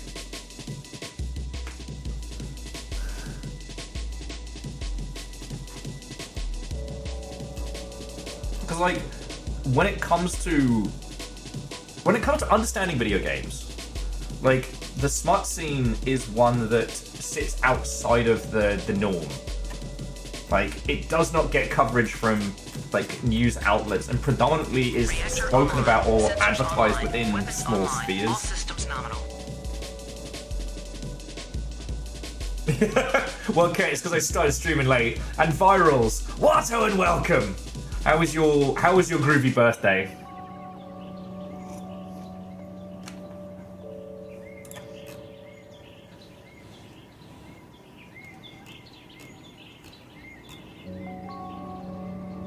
And the grooving, of course, being from the multiple notes careening down.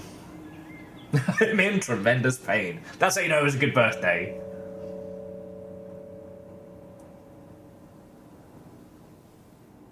And Ozine, it's not bad. It's not bad. I'm a bit of a mess, and I'm trying to make a plan with myself.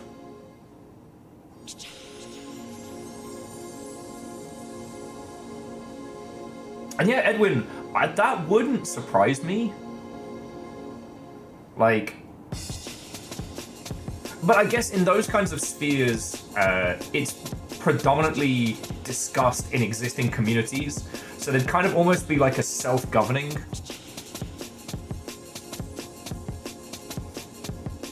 Anyway, the only reason why is that anytime in video games you have a self-contained community, eventually you reach a point of like a quality threshold where it starts creating things that are interesting beyond just immediate panderage, and that's the point where I want to know.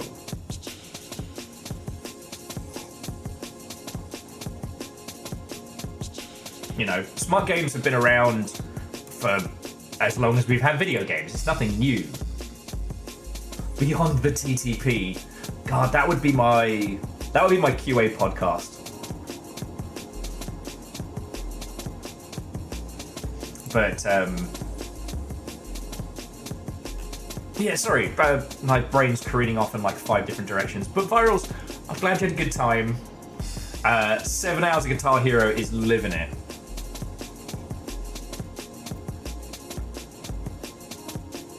Yes, Ket, I absolutely agree. But again, I agree in theory. I don't know. See, if you're not already in those communities, you wouldn't have that kind of discussion. And to be in those communities, you need to have certain tastes. And you can't know what you don't know. So. Anyway, we'll bring it back around. Bacon hasn't been in today, but I did want to say thank you because Bacon did ping me a copy of Void Crew. The looks like Destiny, plays like Space Sea of Thieves, but it's only a 4-player co-op. I'm definitely looking forward to having a trundle in that.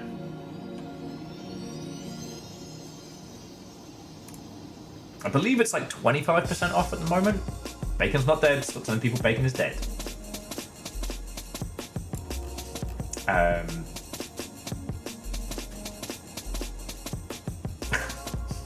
Stop telling people Bacon's dead.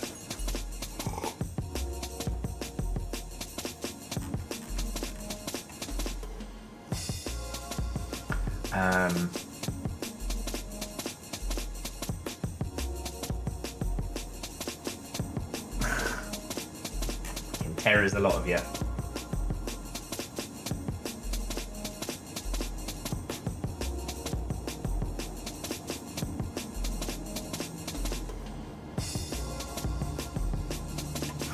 Orzine, that sounds fascinating. Orzine was having a chill day. Practically dead 3D chat rooms that allow you to stream websites and virtual billboards. Interesting. Kind of reminds me of like when we used to do WizMod hangs and just use the YouTube player as kind of like our own little DJ decks.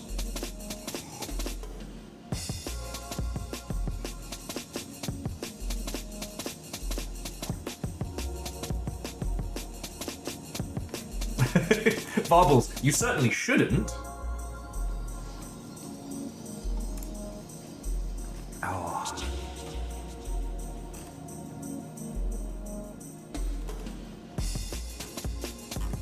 Oh, is it? I think that was.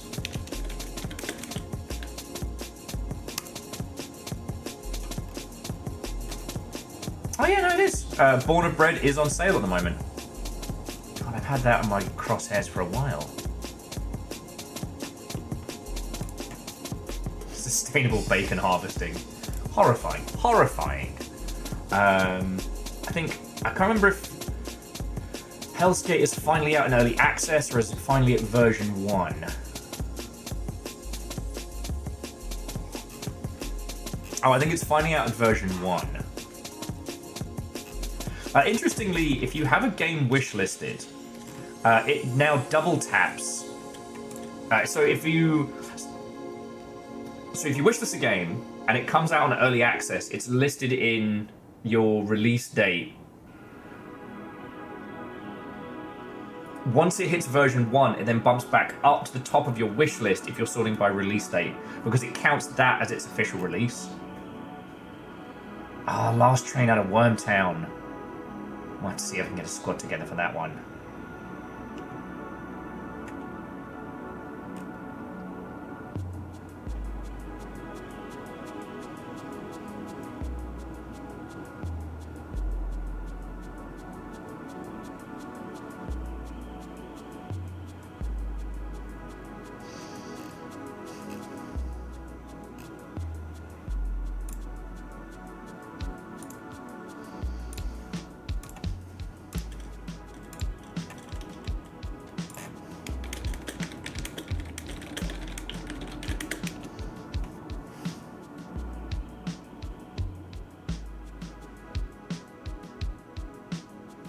Yeah, Caffeine, not to mention new Sniper Elite.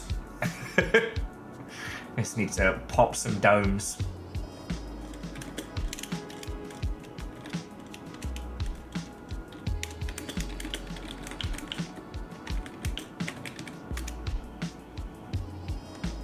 Oh yeah, where's my... Hang on. I threw the calendar away and I was not ready.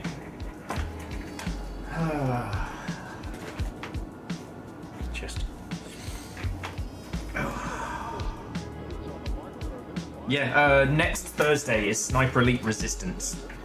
And I am going to indulge myself a stream of that with you all. We'll have to just work out a way in which, I don't know, you all have to interrupt me while I'm trying to snipe with questions and whatnot.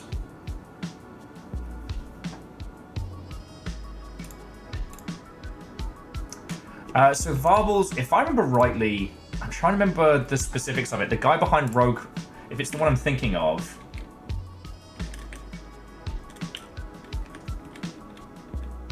Oh, no, it's a different one. Okay, cool.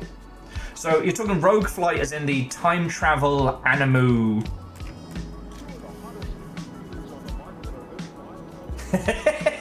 Wow! Diversity and Will plays at Sniper Mid. I'll have you know, I graduated top of my class. I love the Sniper Elite games because as my reaction speeds get shiter as I get older, well, and also from drinking gin and sleeping very poorly, I can still pop domes with the best of them.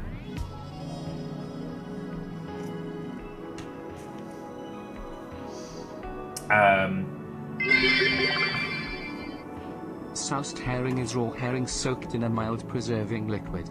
It can be raw herring in a mild vinegar pickle or Dutch brined herring. In the Netherlands, soused herring is most often served as a snack, most frequently plain, or with a garnish of diced raw onion. Whole herring is often eaten by lifting the herring by its tail, eaten upwards. Cool. That sounds weird. It's kind of like the deboning, but you know what? I'd try it. Entire message was a red herring. Oh my god.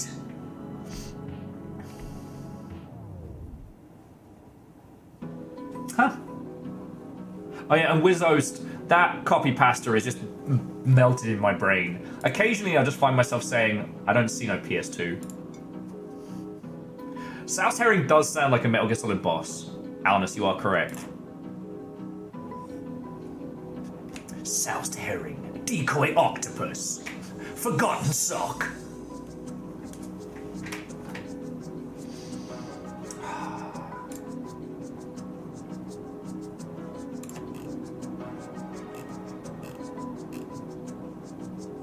Cryptic metaphor.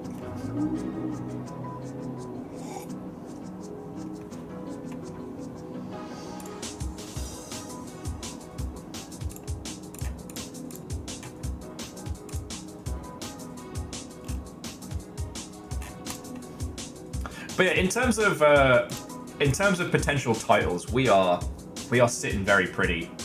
I stumbled upon a game called Age of Water, which I'd not encountered before. Seems very kind of like third-person Waterworld, the game, which apparently was another Gaijin Networks one kicking around for a while. Slightly less weird than, say, like Waves of Steel, which is turbo fun, but it is not just Raft. Let me show you. So this is the game in question. We'll roll it back. There's a couple of trailers. Apparently it's been early access for a while. Another good reminder that no matter how clued up you are on the video games, things can always sneak past you.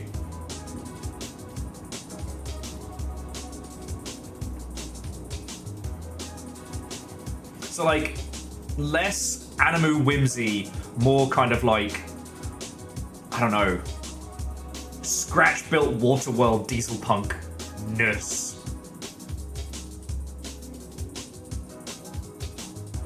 It does need more Vengabow.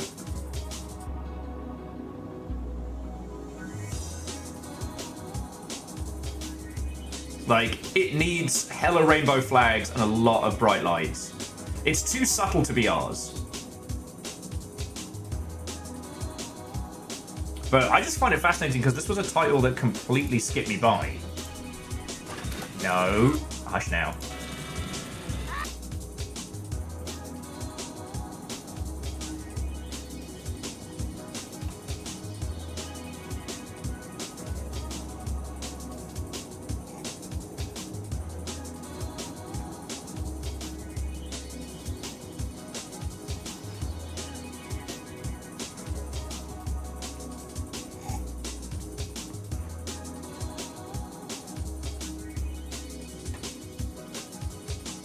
Because I don't know, like,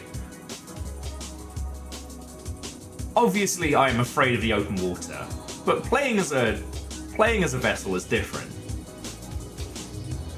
And there's a part of me that really misses the just pure audacity of Waterworld as a concept.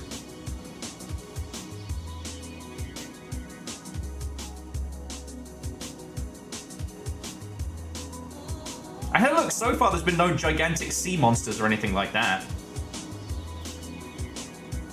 Okay, that was a whale. Not a fan, but okay.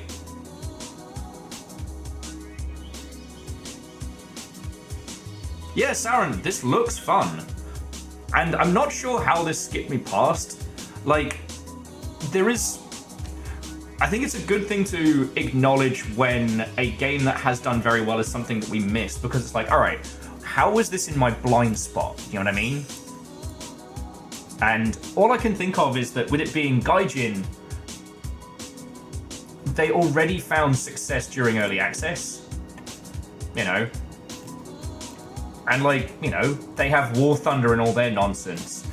If a small proportion of the War Thunder team found it,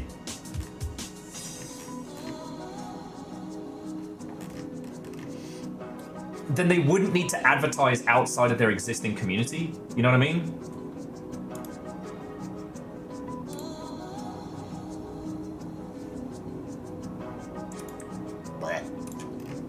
I don't know. They're just something that crossed my feed, and I'm seriously considering it. You know.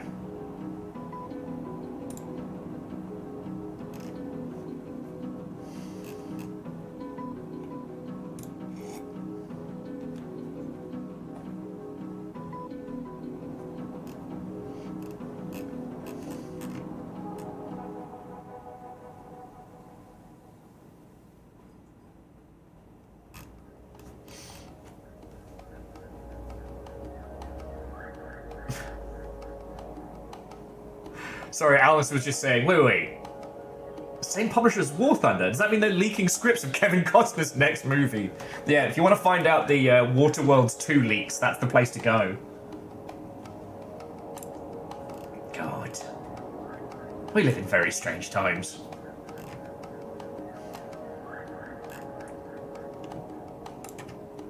We live in very strange times. Wizzo says they have a hard time broadening their personal scope from cozy farms, town sims. Hey, look, for you, that's fine. Okay. As the person who streams, as a weird coffee drinking shaman, as a the numpty of focus, I try and bring you all as much knowledge as I can find from around the sphere, because you all, you know, you work, you have your spheres of gaming and knowledge and understanding, and that's fine. It's my process in trying to understand games isn't just about deep dive researching what I already know. It's about trying to understand my areas of blindness, right? Now, I don't look into sports games, but for the most part, sports games don't come for us. They are products for people who are already huge fans of those sports. Oh, and Sauron, did I say hi? I hope I did. Watto and welcome. Hello, hello.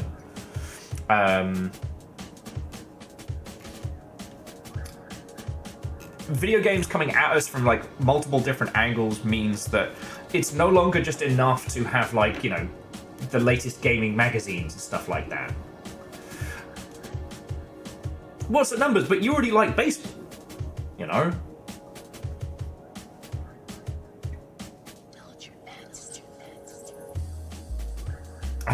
Hang on, let me grab that thread before I lose it. So, trying to understand my areas of blindness when it comes to video games is where I put a fair wedge of energy. I try and understand the Mobage sphere because it is one of the most profitable parts of the video games industry. And it does have effects in our space.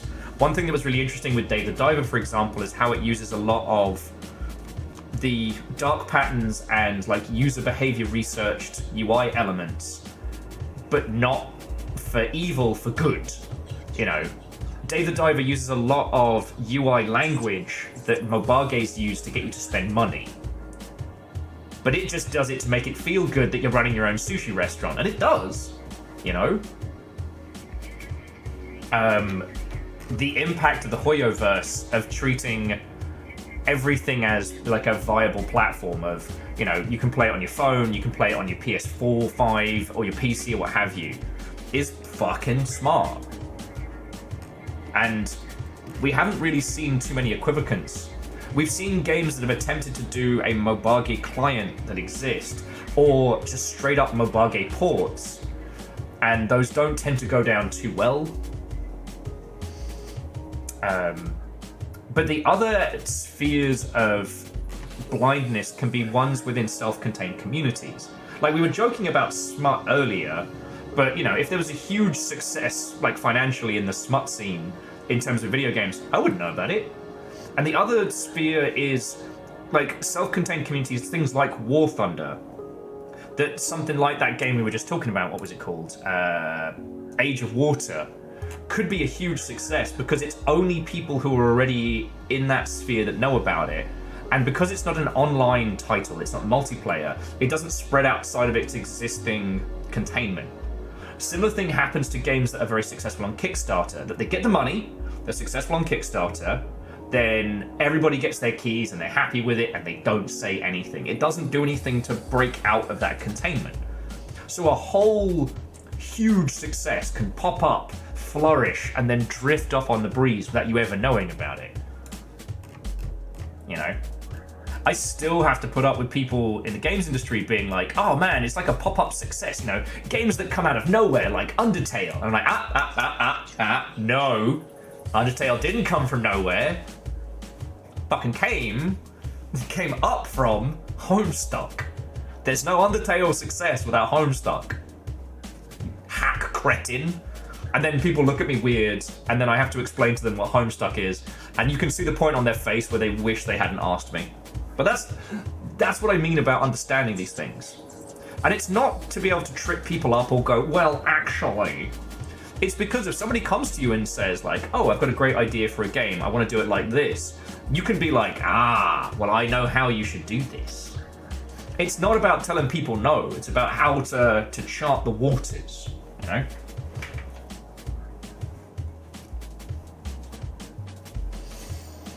Yeah. Wisdos, I think you're onto something there. I think you're onto something.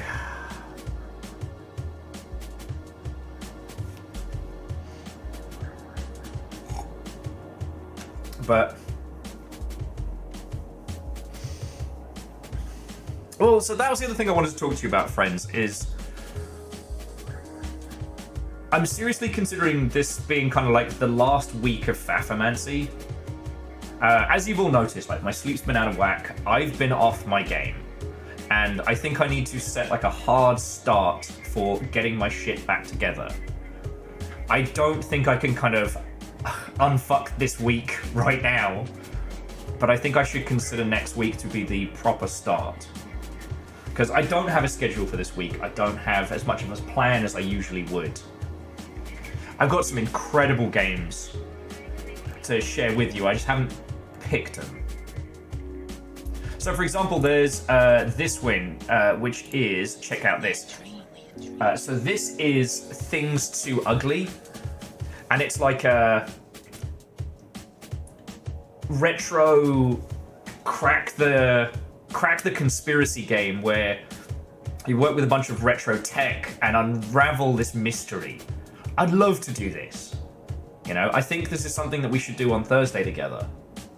But also, like, I want to be able to say to you all, like, we're starting at this time, playing it this way. And I need to get my shit together so that I can start planning this stuff proper with you all. You know what I mean?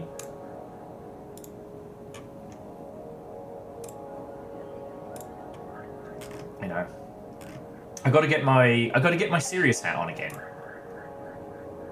I'm sorry, when I say my serious hat, I mean like, yeah. I think I hit this point where after the move, I didn't really recover, and I haven't really stopped, and I haven't really planned, and I've just been kind of doing the same stuff I was doing in the previous apartment, just kind of tumbling forward on the daily. And now that I don't have, 80 pounds of muscle to threaten to pee on everything I hold dear, my body's kind of sitting in like a partial fugue state. So yeah. Sorry, and Wizdos, I think Show and Yell was a good format. I don't know if it's the kind of thing that people would want to listen to outside of having the Dans, but I think it's doable. Show and Yell wasn't a lot of work. Trying to get Dan, and Dan together, like that is like trying to like commune and summon the spirits.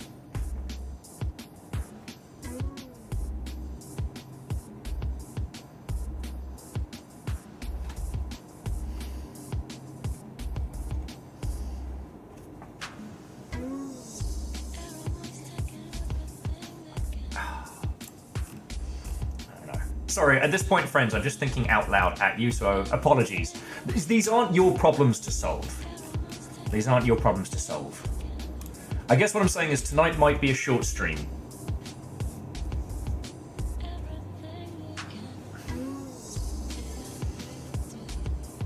Oh, yeah.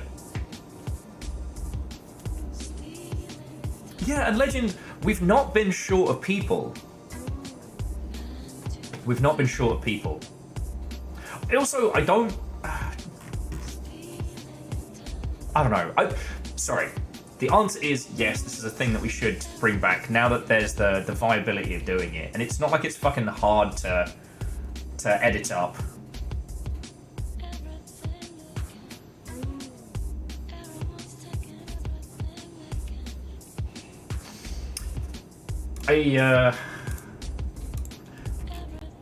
It's going to be interesting to find peeps that have the same amount of like knowledge and enthusiasm for video games that we do. There's a gentleman, Rob, who used to work over at, was it ThinkGeek? No. That's one of the big uns, who really knew a lot. Wizdos, like, Barry and I are like one step removed industry-wise. So I knew some peeps that also worked over at the Grumps while Barry was there, and like, we know the same people, but not each other. So I don't know Barry well enough to be like, hey, you want to do some indie games? But I don't know. If I get the chance, I'll bug him next time he's coming through. But like, yo, you want to do some weird shit? Barry's one of the few people I know who has either or is working on doing all 50 of UFO 50, and that is an undertaking. Like,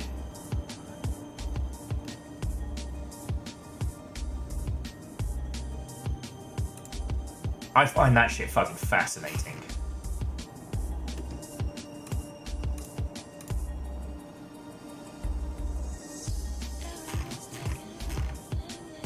Yeah, Wizdos, I'm fully aware of Dungeons and Dragons. A reason we don't raid in when it's DJ and Dragons time is because I don't want spoilers.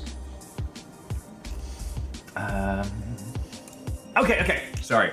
Here's my brain careening all over the place. So,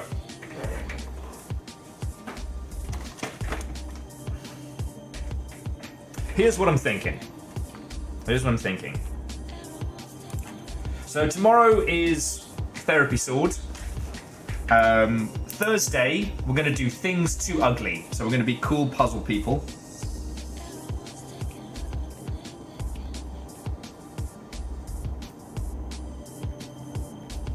Because that'll be fucking cool. Friday should be Sea of Thieves. I need to check in with the pirates. Okay.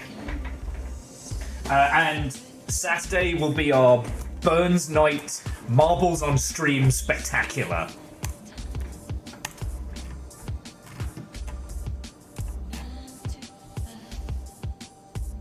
I think that's a good setup.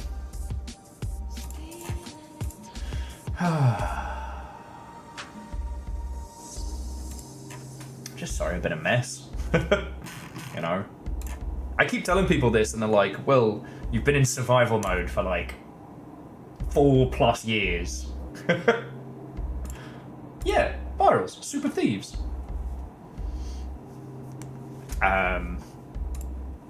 Oh, actually, so Wizdos and Divershi, you might know this.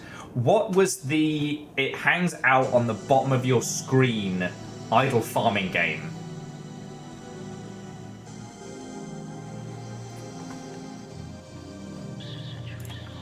Because I know I had it on my list and the name dropped out of my noggin. Well, and virals, when you think about it, like, everyone's soup in Sea of Thieves. Just get on in. Is it Rusty's retirement? It is! You fucking legend.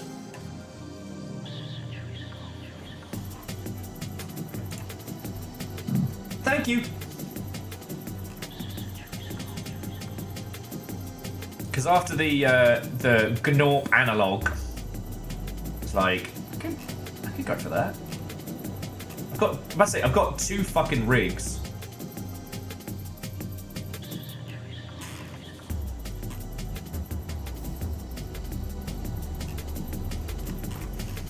But someone did joke that it kind of hits the same vibe as having like a trashy phone game playing at the same time as a video, and I think that's very funny.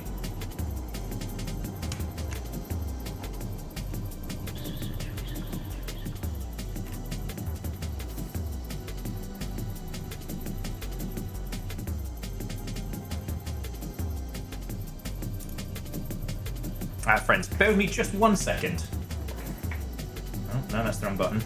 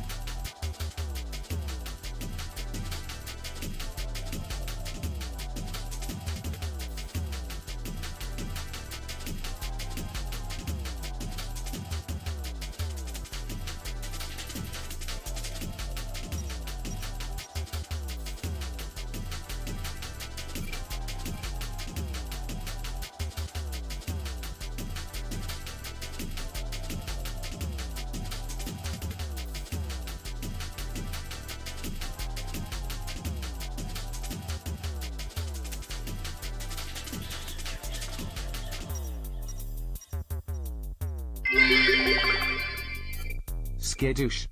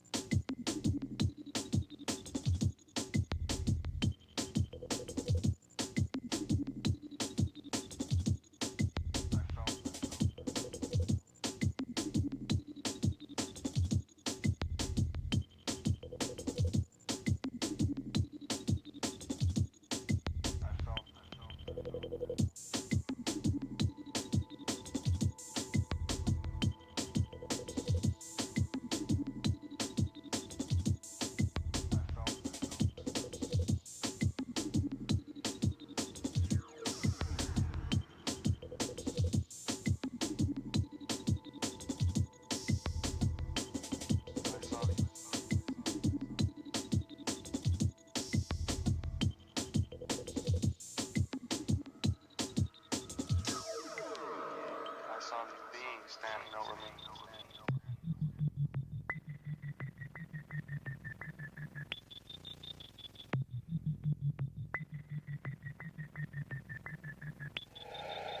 I felt a numbing shock and lost consciousness. And that was the last I knew until I woke up aboard the craft.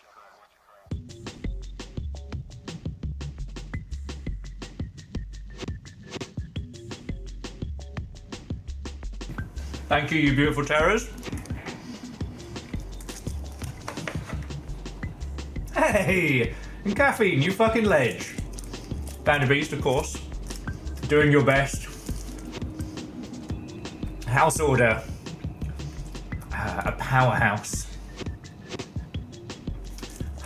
Sorry. So friends, look. I'm worried at the moment that I'm going weird. And not weird as in like, you know, the standard issue will, but like, we've all been fans of, you know, people and streamers and YouTubian nonsense merchants that, due to any number of things, they start going a bit loopy. And that can take many forms.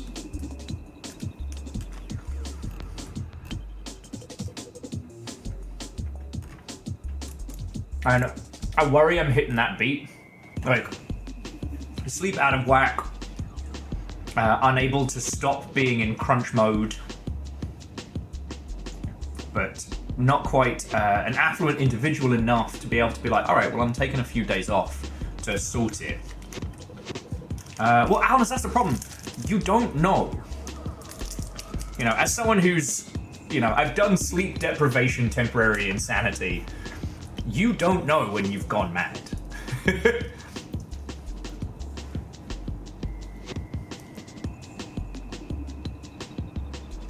You can't start if that's your norm. Hey Spiller, what a welcome. Hey, hopefully it does the job. And look, I'm not doing terrible, right? Like,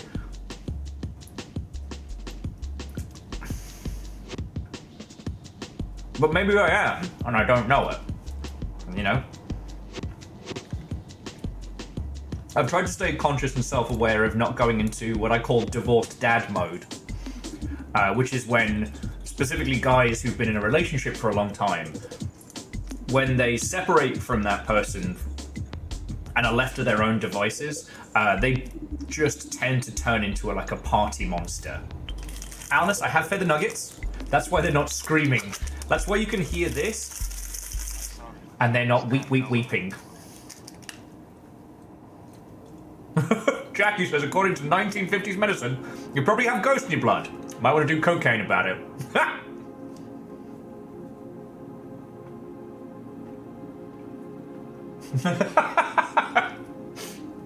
Vern says, well, you're doing fine. Look good in your blue shirt. This is why I like you lot. Not just because you keep me alive, but because I know I can talk to you about this. And one, there's the correct amount of piss ripping. And two, like, I don't know. I think a lot of those people who achieve, like, you know, big fame, big internet success, they go a little peculiar because they end up, I don't know, with just them and their own thoughts. You know, this isn't a conversation about throwing shade, but, you know, I know people for whom the big success came and they got weird. And now I don't like them anymore. So look, here's what I'm gonna do. I need to ask your forgiveness today. I'm going to hang out with you lovely Mother Hubbards for another like half hour, like 40 minutes. Let's chat, let's talk about everything and nothing. I'm gonna go to the Seattle Indies meet tonight. I'm gonna go see some devs, I'm gonna chat with them. I'm gonna talk about everything and nothing. Because that is a good way to stop one from getting too far in one's own noggin. And a lot of my game dev theories, like maybe they're lunacy, maybe they're like inspired. Forgiveness denied. Ah, shit. Well, I'll just have to have lots of interesting conversations to share with you tomorrow. Buying an insane amount of Gandalfs. I have some. You didn't even see one of my friends. Shit, I didn't even show you. Look what showed up on Sunday. This motherfucker. It's shiny. It's shiny. Well, actually, and one of the reasons why I think that I might be going a little peculiar is that I have time now to work on these things, but I'm not. Almost like I can't stop being in like, oh shit, I've got to do everything mode. To be like, no, just build a Gundam, you fucking nerd. Build a fucking Gundam, you fucking dork.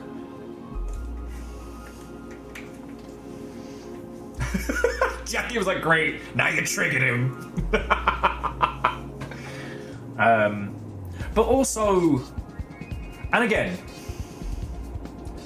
I understand my role in all this, right? Like, I'm the little mech pilot. You lot, all the time that you spend here, the literal money that you put to me is to keep this whole thing going, right? It's not about me, it's about all of us together. And like right now, you know, we need to look after each other more so than ever fucking before. You know? And yeah. Like, now's not the time to have a complete fishtail wibble.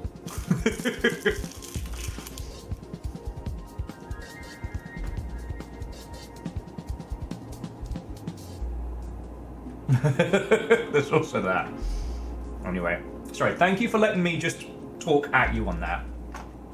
So I think that's what I'm going to do. I'm going to go see other humans that aren't just all the people down the local. Hey, look, I'm lucky that I have a great local. I can go down there, talk nerdery in the world, and fucking yo. But I don't know. Making sure that I'm not just reinforcing my own weirdness is probably going to be a good way to stop me from going completely loopy bananas. Also, like, game dev's in such a weird space right now. I will say, I sat in the bath yesterday, and I tried to think about, like, for realsies, what is 2025 going to look like for game dev? And I'm just kind of like, it's not great, but it's not bad.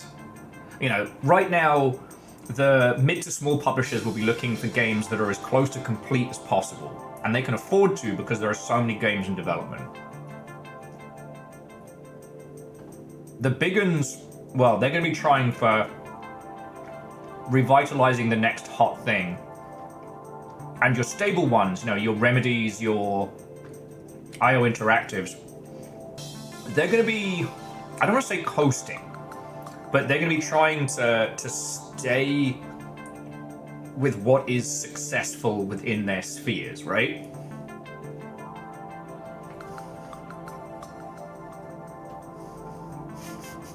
Holy boss, if Longship Con happens, it's gonna be fucking brilliant.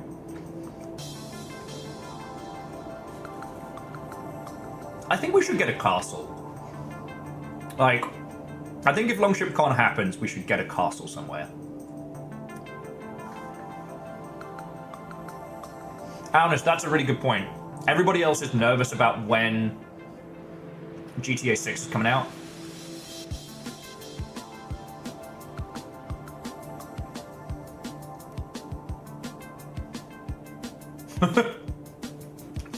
Tomorrow feels like soup that doesn't come from a can knife.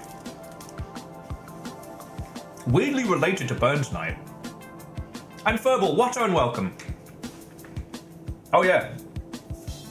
Like Jackie, I was talking to peeps about the city in Croatia where they host Reboot Develop. Like, where they filmed a whole bunch of King's Landing stuff. Hey Spiller, that's entirely fine, but LongCon happens if we stumble upon an obtuse amount of money, and flights and accommodation would be covered.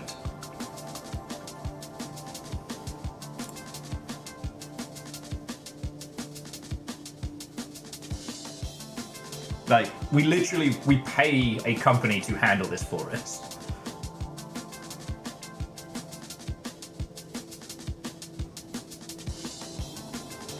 Hey Jackie, that could work. That could work. And yeah, Furball, I hope things are going good with yourself.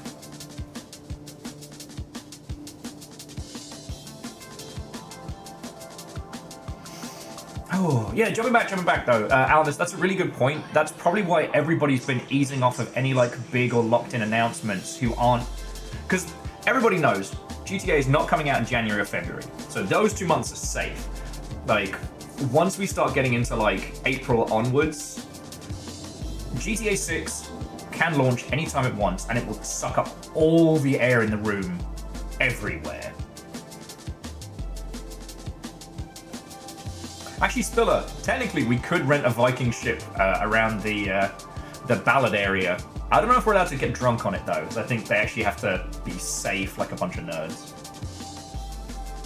I know, and Furball, like, thank you for stopping in. Today's been a bit of a mess, but everyone's been heckin' lovely.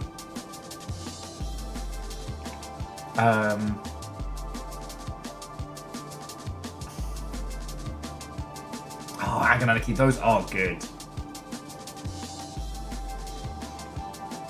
Oh, and joking aside, if LongCon does happen, because we stumble upon a huge sack of money, what I'll do is I'll basically have the drinking and non-drinking tracts. So we'll have stuff we all do together during the day, and then we go off on stuff, and then basically like a drunk wrangler.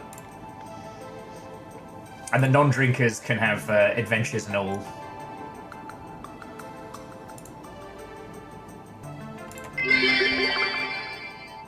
Can it be a proper Viking longship if people are not allowed to get drunk? Hey Bacon, how are you doing, friend? Well, I'm pretty sure the Viking Museum, the Nordic Museum down in Ballad has a functioning longship, but I think you have to like have special stuff to go on it. You could also have a drunken build race. You could just have a Gundam build night.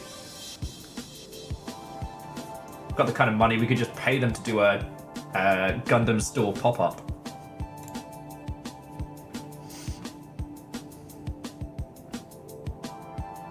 And Verdun, actually, that's a good point. If you can get drunk enough in a longship and make it out to international waters, well then, all bets are off. Yeah, Agonarchy, just like hiring out Skull for a night. God, we'd be glorious. It's one of the reasons why I love Skull. Skull is the Viking mead hall themed place also in Ballad. Ballad's kind of like the Nordic region of Seattle. Because like one, they have like Viking drag nights and like grown-up spelling bees and stuff like that. And also the food's fucking good. So if you're not a drinker, I know I can bring somebody along and there'll be something they enjoy. You know, but they've got mead and aquavit enough to kill a man.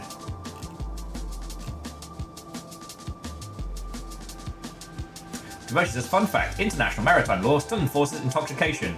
Ah, beans! As if you have to be yay shit-faced to reach this point. Rum rations for all. Agadaniki, if we bring in a squad, we could probably pre-book the feasts as well. Like, I still dream of the stuffed rabbit and pheasant. Oh, so good.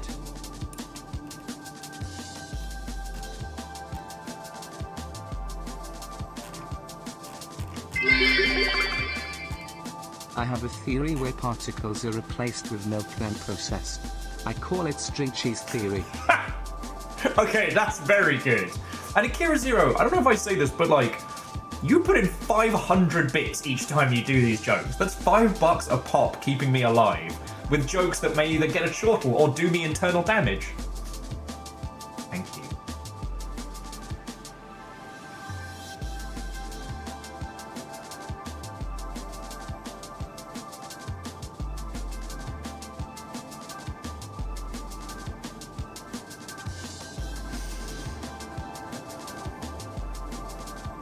Oh, lovely.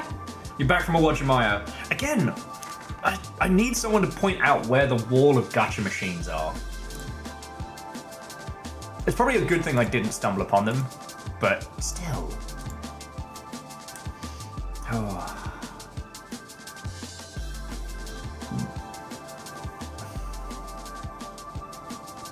C222 is starting to learn the majority of their favourite places are in Fallon. Well, I haven't been back down to Georgetown proper since the plague. That used to be my favourite spot.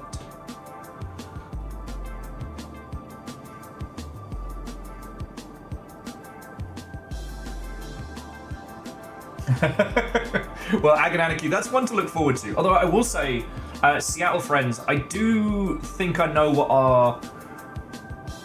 I do think we're going to do kind of like a paint and hang at the Sim. That's a thing we need to do. Probably, well, at this point, a next month thing. But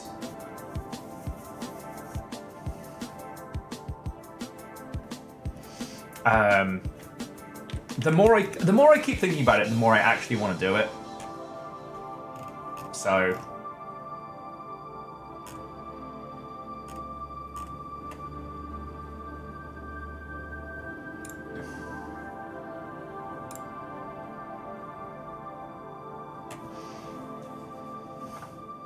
do it, you coward. All right, I will.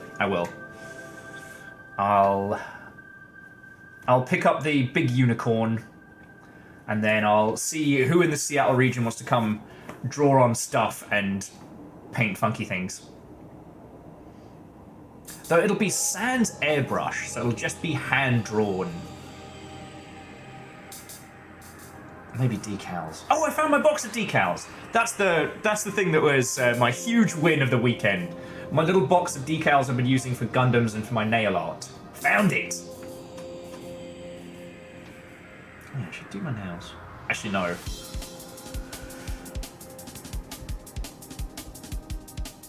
Moose says, does the psychic damage to monetary support balance out the life meter being neutral? I think, like Moose, it's like I need like 3 health bars. Because, like, financial support fills 1 life bar, but obliterates the other 2.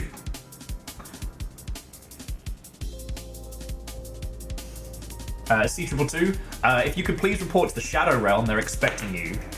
Sorry, 222 was like, oh, you found your decals. Is that between the C-cals and the E-cals? Criminal! Shadow Realm, 1,000 years. But no, this was hidden in a box within a box. I've been trying to find this for years. I thought I threw it away. And it's just one gigantic box with every sticker, every decal that I've either not used or like only used some of it for a project.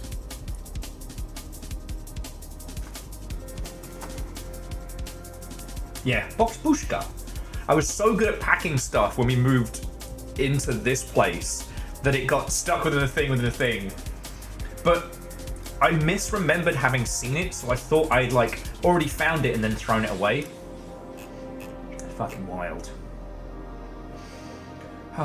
Okay, so friends, I'm going to bring our adventures to a close. I know this has been an extremely short stream, but I'm going to talk to real people I haven't seen in a while in the games industry world. I'm gonna have some banter. I'm gonna level my sorry ass out. Yeah, Rebels, thank you. Extremely short stream. I mean, yeah. Alice, are we not real? What is real? I mean, if any of us aren't real, it's me. And I'm okay with that. I've already come to terms with the fact that if I'm not real, that's fine. I should continue living my life to try and be kind to others and the kind of person that people go, man, I'm glad I saw Will today. Virals. I'm just as Alan wrote me. I'm still screaming from the fact that there were two forces. Zane's alive! Ah! There you go, Bacon. So yeah, so friends, start times and things will be wibbly for this week, but I don't know. I'm in a good place, right? Rent is good, flat is lovely, the nuggies are healthy and happy. I'm working on it. Like, now I just need to learn how to stop being in a constant state of Argh!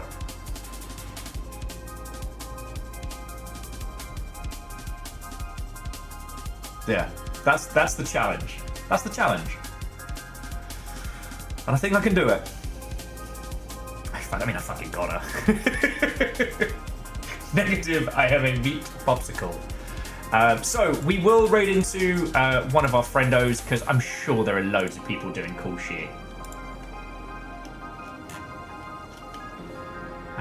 See, this is one of the problems about having friends that stream really interesting shit, is like, so, on the subject of Barry is streaming right now, but Barry's streaming The Root Trees Are Dead, which is a title I desperately want to do with you all. Because it's very much point-and-click detective-ness.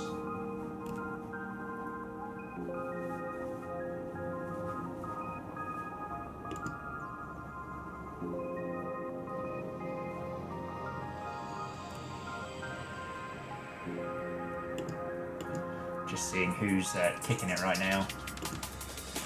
No, Edwin, it was an absolute pleasure. And again, like, thank you all. You know? It was very naive of me to think that I could just move house and immediately be fine and okay and wonderful. But I'm still going. Still going.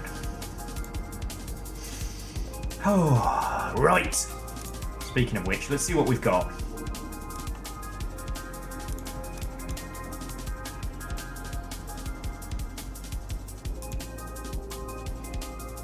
Okay, so I can offer you Retro Goodness, I can offer you Rain World Chaos, or I can offer you Screaming Teenagers.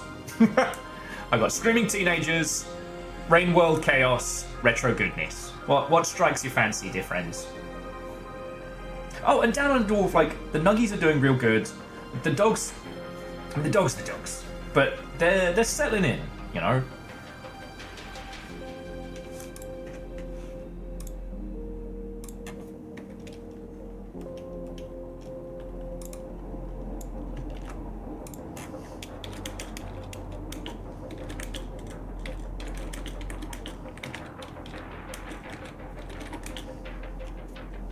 Sorry, bear me a second.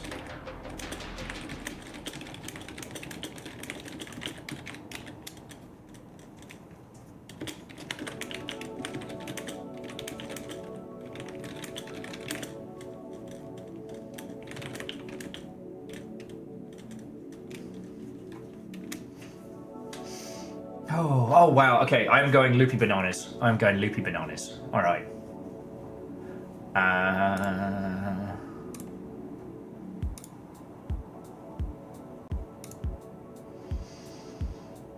I tell you what, friends, I'm going to pass you over for some Rain World goodness, as Iced is having a feck about, and it looks a lot of fun. But I need to roll credits because even though it's only been a short stream, you lot have still been incredibly lovely. And honestly, like, I'm still amazed you lot keep me around some days as your lovable disaster. So, to those of you who were gifted subs, celebrating long sprees, or targeted by the Hunters of House Chaos, that Carl even, I'd like to thank Nessa, Unitax, Littlefire, Virals, and Jackie Foxbutt. Keldra, thank you so much for the donation. I'm going to turn that into a beveragino tonight. To Akira Zero, Some Numbers, Caffeine, J-Post, Vanderbeast, Puns, Devershi, Edwin, Bacon Avenger, like, thank you all. That's the shit that keeps this thing going, month in, month out. Fucking legends. Thank you to the whole moderation team. That'd be Caffeine, Nova, and Rhymes Moose. And yeah, I'm going to pass you over to Iced, who did do a fucking run at AGDQ. And J-Post, thank you. Chaos Merchants, the lot of you. The lot of you. Yeah, no, because chaos. No. Seriously, thank you all, alright? Thank you all.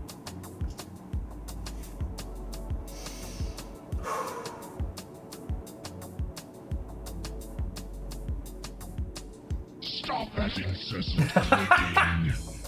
Just give them one to pop time, just to see out the evening. Chaos Merchants.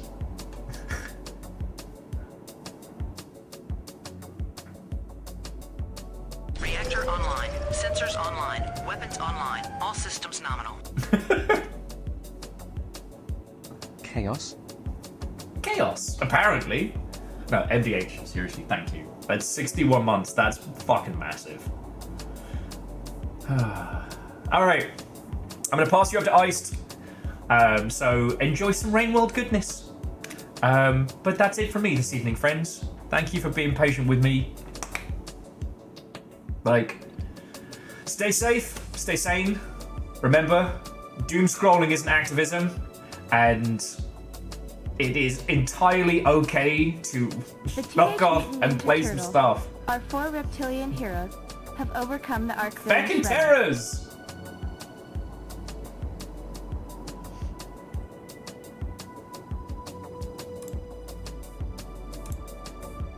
God damn it. Can't. It's. They've changed the.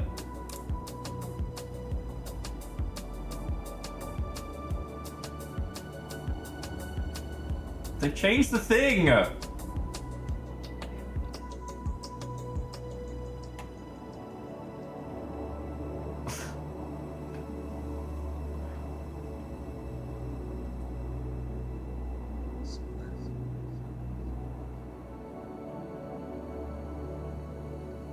What is happening? Can't stop it. I can't stop it.